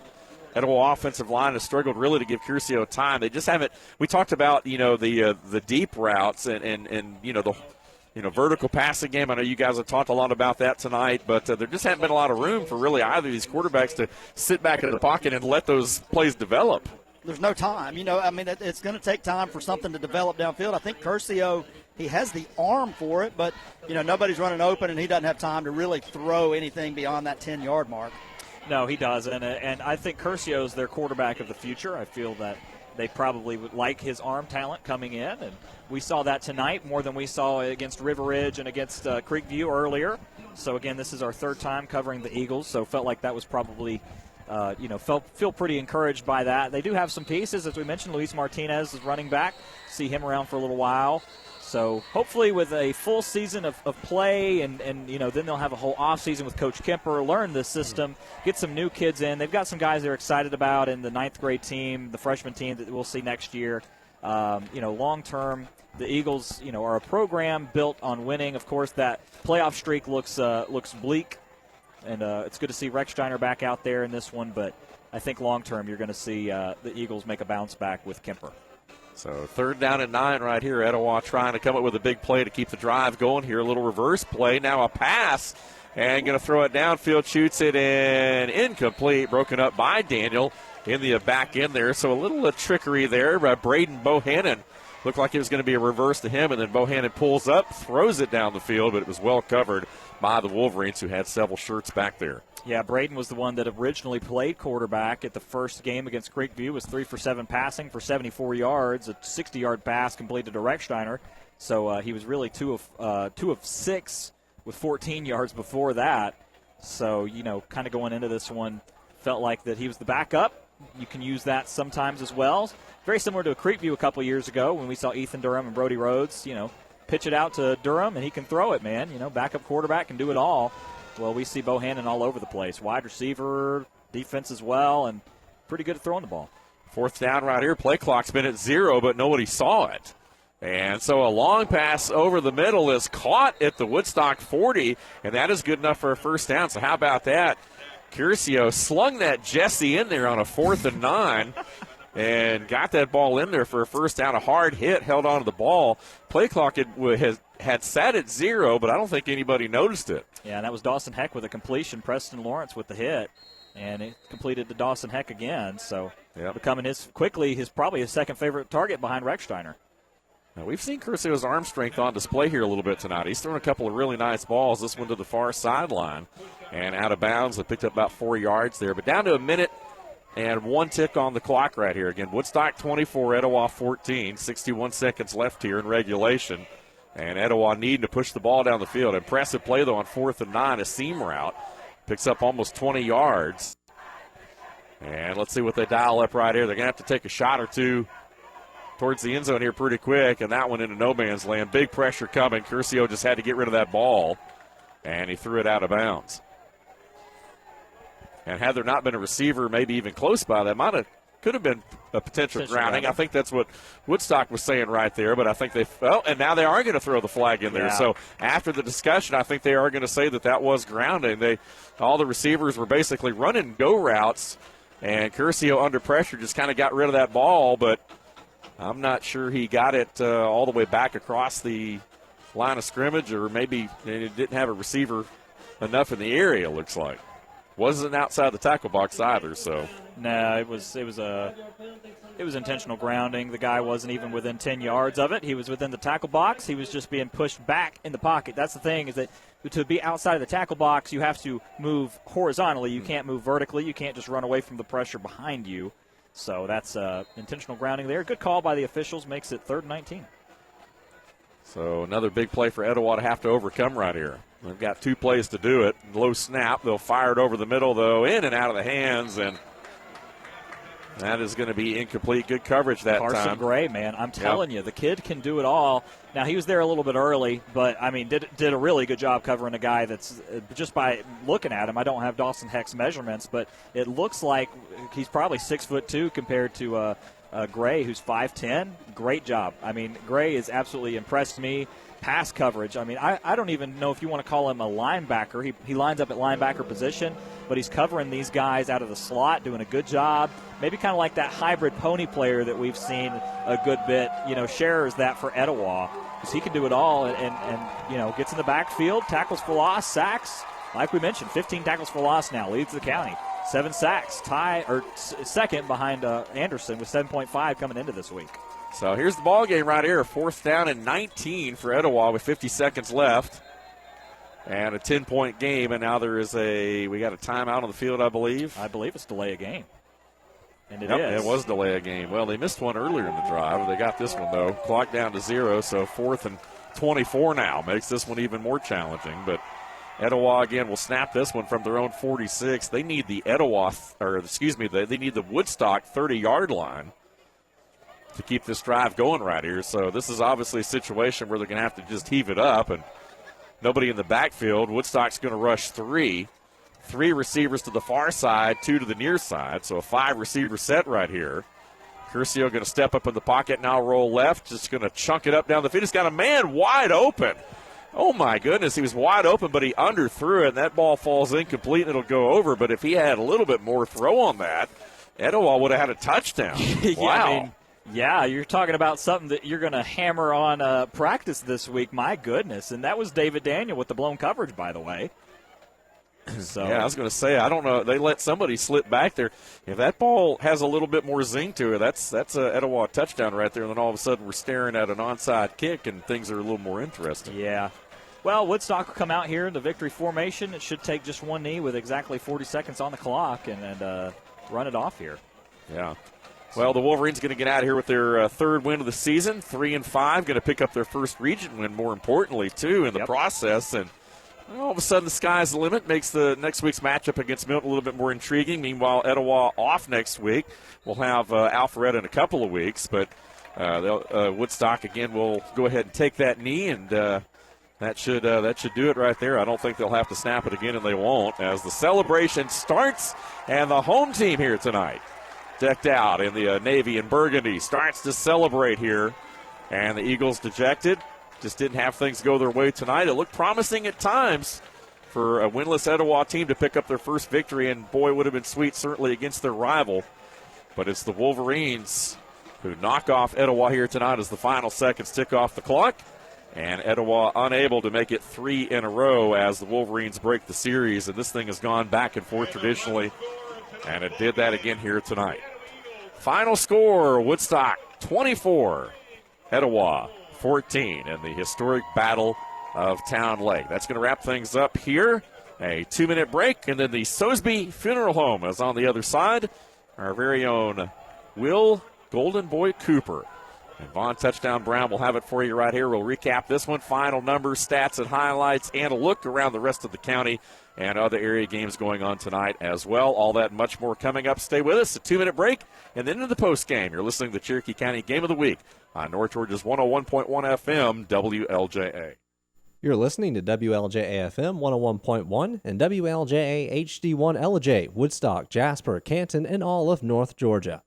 There's been so much talk about distracted driving, you're probably sick of hearing about it. Well, we'd rather you be sick of hearing about it than lose your life doing it. The caring staff with Sosby Funeral Home in Canton reminds you that we all have to go sometime, but don't rush it. Wait your turn and don't drive distracted. Keep your hands on the wheel, your eyes on the road, and make sure you stay alert and arrive alive. Drive safely and help us protect our teens. They're the only future we've got. Brought to you by Sosby Funeral Home, honoring life from 191 Jarvis Street in Canton. It's football time, and Brian Aaron at Woodstock Outlet has some great news for all the football fans. Hey, y'all, we are glad to be a sponsor for these games, and have a great time. Stay safe out there, and we just really do love being part of our community, and thankful we got the best customers a business could possibly have. And we built a new warehouse. We got it full for the pickup or delivery, so we're ready to go.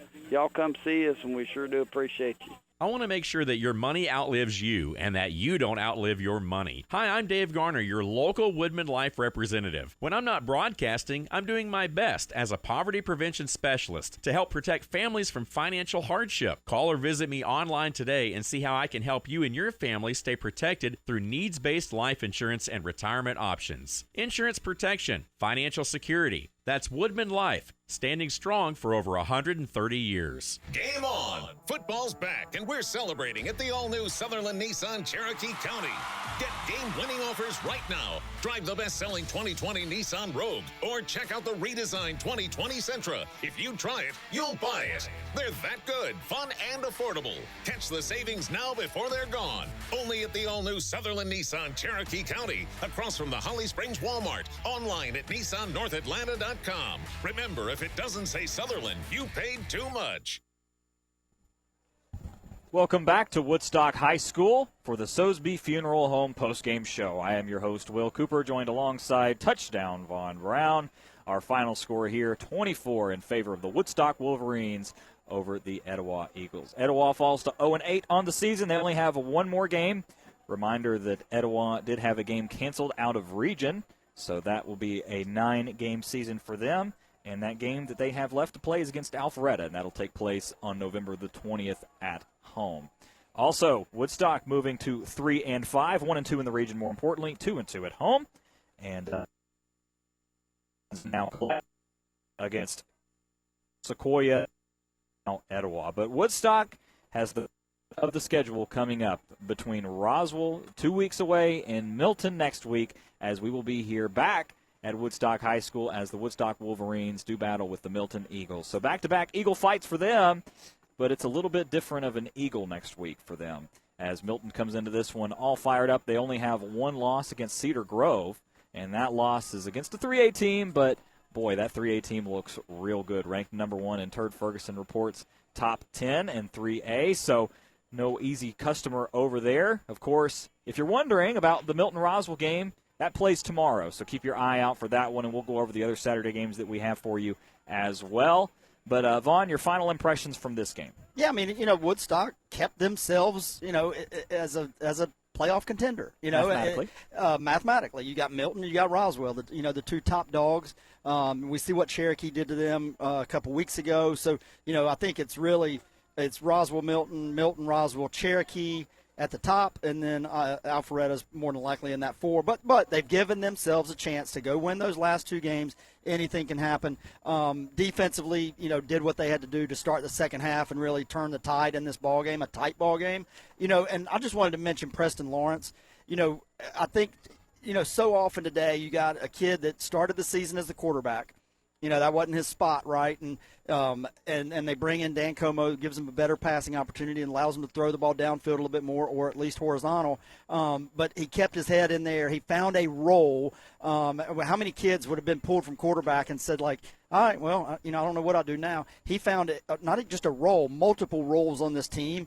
Was outstanding tonight, did a little bit of everything. So kudos to Preston Lawrence for keeping his head in the game, and the coaching staff for finding a role for a football player tonight.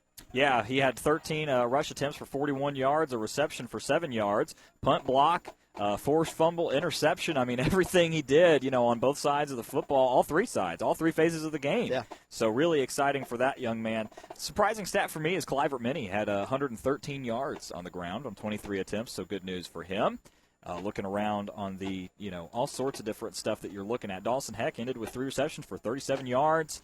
Rex Steiner ended with 4 for 31. David Daniel was limited pretty well, only had 2 receptions for 20 yards and 3 rushing attempts for only 13 yards. That's kind of been the knock for this Woodstock, coaching staff, I would say, as a whole, is that, if David Daniel is that 4-star type of athlete, how do you not find the way to get him the ball more?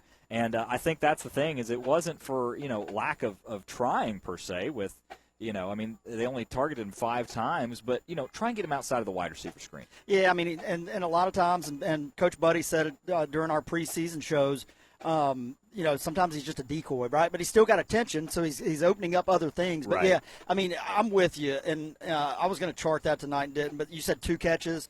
I think it was, you got to find a way. I know Buddy was targeting 6 to 8 touches for him a game, and it's just not happening. Sometimes that's the flow of the game. But you're right. When you have somebody electric like that could break at any chance, you want to get it in his hands as many times as possible. Yeah, and that's the big thing. Sebastian Moss ended the game with the most receptions, 8 receptions for 62 yards for him. So by far the most out of that. For me, when you look at the totals, Etowah 35 rushing attempts, 155 yards, 7 to 23 passing. That's for them that's pretty good passing, 68 yards. And then on Etowah's side of the ball, 54 plays, 218 yards, 27 rushes for 90 yards. They only threw the ball 22 times. Can you believe that? Woodstock? Yeah. Wow. I thought it could be up to 50. That's I really did think. Etowah is just so one-dimensional, though, and it's tough. And they've got Alpharetta left. They've got I believe, a bye, and then Alpharetta last week of the season. Yep. And that's going to be that defense will be relentless. They will not go easy on them because they know they have to have wins too. But this was probably Etowah's last chance to get a W. Anything can happen, but this was probably it feasibly. Yeah. But look where Cherokee was 3 years ago. They faced the same thing. They were 0-10, but he's got a young squad over there. He's got a vibrant coaching staff. He didn't have a full season and an off season to get things in place. So, again, you got to at some point they're going to have to put it behind them. You're young, go get better and figure out ways to win next year. Yeah, you're exactly right. And that's the thing is that Kemper's still very, very young in this one. So moving forward, don't be surprised to see him kind of get these guys back up and organized. Yep. So, but moving forward, I wouldn't be surprised to see Woodstock. Of course, they've got 2 big games coming up. As we mentioned, Milton here, and then they will also play Roswell again on November the 20th. So, if we haven't mentioned it before, November 20th is completely open. Anybody that we feel like could give us the game that would be the most interest, we left it open. Normally we get pigeonholed into these games at the end of the year where we don't want to say they're not of importance, but maybe they're the games that don't decide the region, or maybe they're the games that decide a 4th-place seed when we could go to a region championship de facto kind of game, and that's why we're leaving it open. So and Cherokee's on bye next week. They get to rest, and they built that in, hoping they would be in a position. They're 7 points away from being 9-0 right now at Roswell. They've got a bye week to get healthy, get Riley Lyons back, and you never know. You never know. River Ridge will have Johns Creek at home on November 20th, Riverwood at home on November 20th. Creekview will have Johns Creek at home on November 20th. So there's all sorts of places we can go. We haven't decided yet. That's right. And it's one of those things where we might end up doing a Twitter poll because that's typically how we settle things anyway. But, as of right now, we're really excited about next week with Woodstock and Milton, of course. As we mentioned, Milton not in action tonight. They're waiting till tomorrow to play. So maybe it's not really a shortened week because you don't practice on Saturdays anyway, but maybe you can argue that. But it will be a day less of rest for the Eagles before they come in to Woodstock. We're going to take our final break here on the Sosby Funeral Home postgame show. When we come back, we'll bring down all the final scores that we have for you and get into the breakdown of those games, and we'll wish you a good night. 2 minutes, and we're back. The Sosby Funeral Home postgame show on WLJA. There's been so much talk about distracted driving, you're probably sick of hearing about it. Well, we'd rather you be sick of hearing about it than lose your life doing it. The caring staff with Sosby Funeral Home in Canton reminds you that we all have to go sometime, but don't rush it. Wait your turn and don't drive distracted. Keep your hands on the wheel, your eyes on the road, and make sure you stay alert and arrive alive. Drive safely and help us protect our teens. They're the only future we've got. Brought to you by Sosby Funeral Home, honoring life from 191 Jarvis Street in Canton. It's football time, and Brian Aaron at Woodstock Outlet has some great news for all the football fans. Hey, y'all, we glad to be a sponsor for these games and have a great time. Stay safe out there, and we stay safe out there, and we stay safe out there, and we stay safe out there, and we stay safe out there, and we stay safe out there, and we stay safe out there, and we stay safe out there, and we stay safe out there, and we stay safe out there, and we stay safe out there, and we stay safe out there, and we stay safe out there, and we stay safe out there, and we stay safe out there, and we stay safe out there, and we stay safe out there, and we stay safe out there, and we stay safe out there.